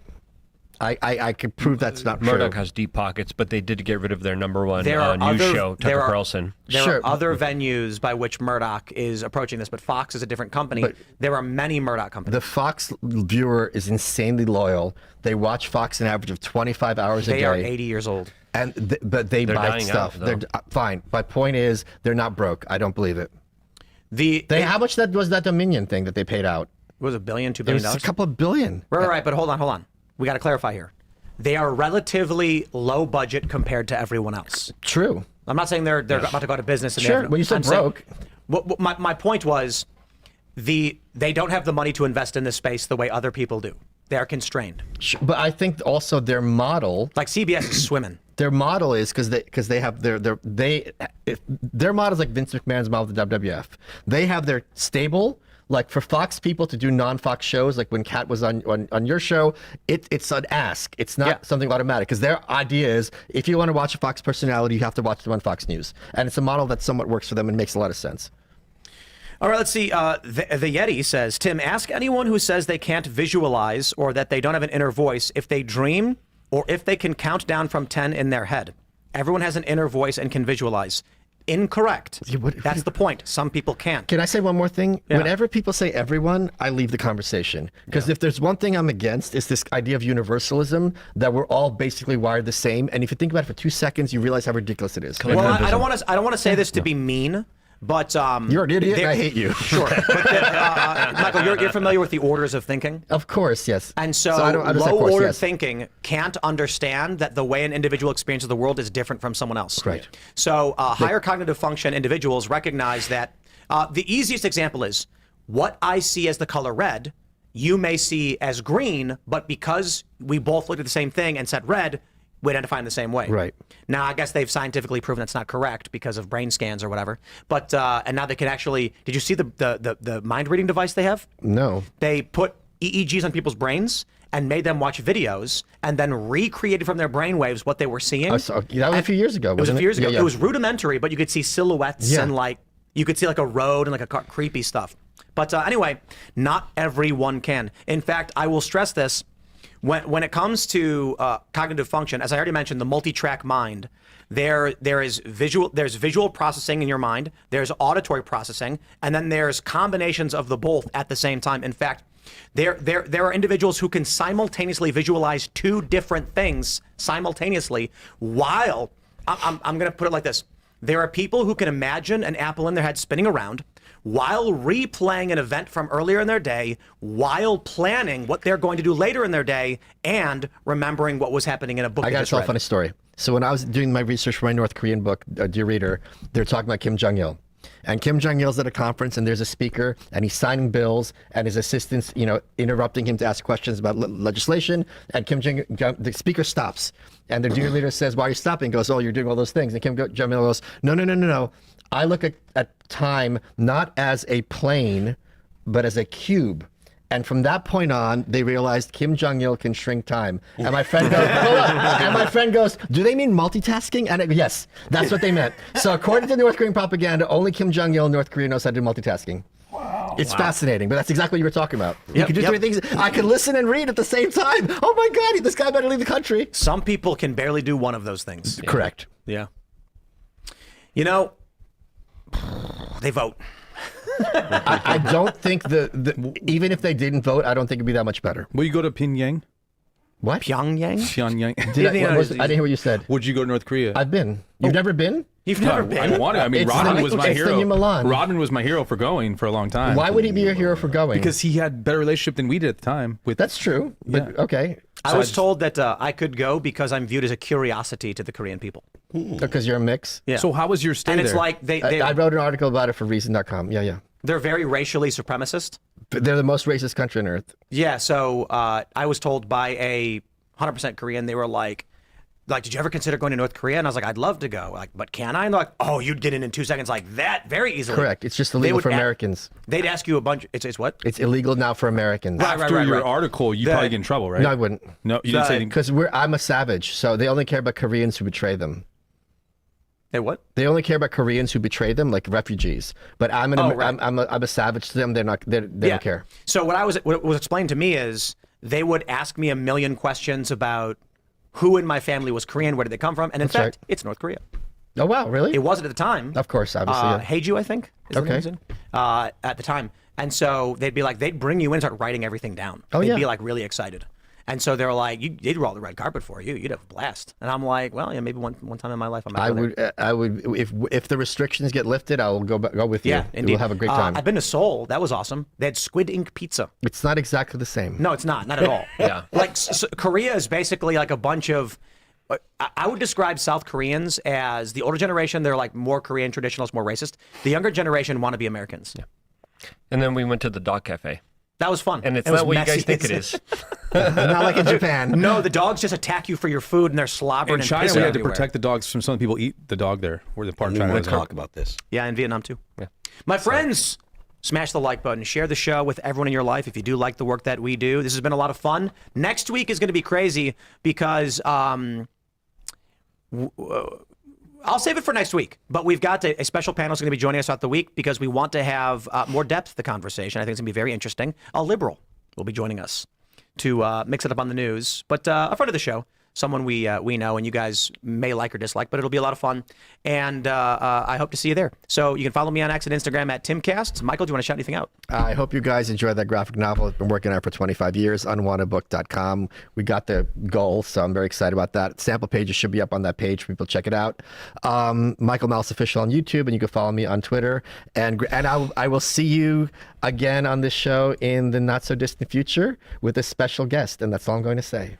It was great having you. It was always fun. Always fun hanging out. To reconnect. I'm going to be going back to Miami. Some people are going to love that. Some people are going to hate that. I see all the comments. I see exactly what you guys are saying. YouTube.com/WeAreChange. Continue my adventure on there. I've been posting like a lunatic on there. As a lunatic. As a lunatic too. And lots of really important stuff. I have a second channel too. So I've been really just putting in a lot of the hours, but there's a lot of underhanded things happening.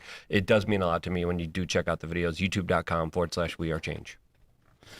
Yeah, it's been a really pleasure. There's a new app that I've been working on called Wingman.app with 2 N's. And then you can find me, the Robbie Man, ROBBIEMANN on Instagram and X, and then Wait, Robbie what's the Man. app about? It's Tell the us new about the app. Being a wingman. It's Grindr 2.0. It's being a wingman. I'm a wingman, but it's for businesses. It's not just for romantic. Check out the app. Well, explain You'd it. make I wanna more hear- money if it was for banging. No, like literally, I know, but literally, my what is friend who made it? it for me is a Christian, and he doesn't want. I want to connect people, have them fall in love, but this is for businesses too, because businesses need someone to kind of network and get people to talk to So them. what does trade the app shows. actually do? You can hire me to go to different trade shows. Oh, so you hire someone to be your representative? Yes. No, you're wingman. But then it's also a wingman because I like to have people fall in love. I was trying to get Ian get married yesterday. I was trying to find him a wife. It's going to turn into a sex thing. It always does. Robbie, it always does. It always does. Just like Chicken City. I want people to get married. I want people to fall in love. Bro, people watch chickens have sex on Chicken City. I know they do. Unreal.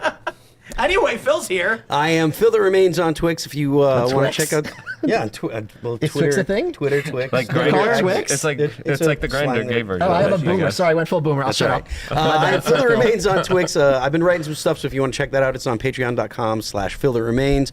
The band is All That Remains. We're going on tour with Born of Osiris and Dead Eyes. We start April 29th in Albany. We'll be out for a month. If you want to check out, you can get tickets at allthatremainsonline.com. If you want to check out the music, it's All That Remains at Apple Music, Amazon Music, Pandora, YouTube, Spotify, and Deezer. Don't forget the left lane is for Crime Carter. Do you need a Robbie, band? what's up, man? I'm pumped to see your app for businesses to fall in love with each other or whatnot. Carter's And, one of the best producers in the world, by the way. Oh, He's thanks, an amazing man. musical producer. I appreciate that. Thanks, Lydia. Linda. But yeah, just go check out Michael's book. Mr. On Linda. censoredbook.com, right? Unwantedbook.com. Unwanted. You had one job, Lydia. Hey, For F's sake. Hey, I mixed Luke and your thing together in one word. Anyway, you can follow Have you me ever at thought about Carter voiceover Banks. acting? You have a great Yes. voice. I Yeah, do that's read great, Robbie. books Thanks for sometimes. hanging out, everybody. Kill it. All right, we'll see y'all next time, everybody. Have a great weekend.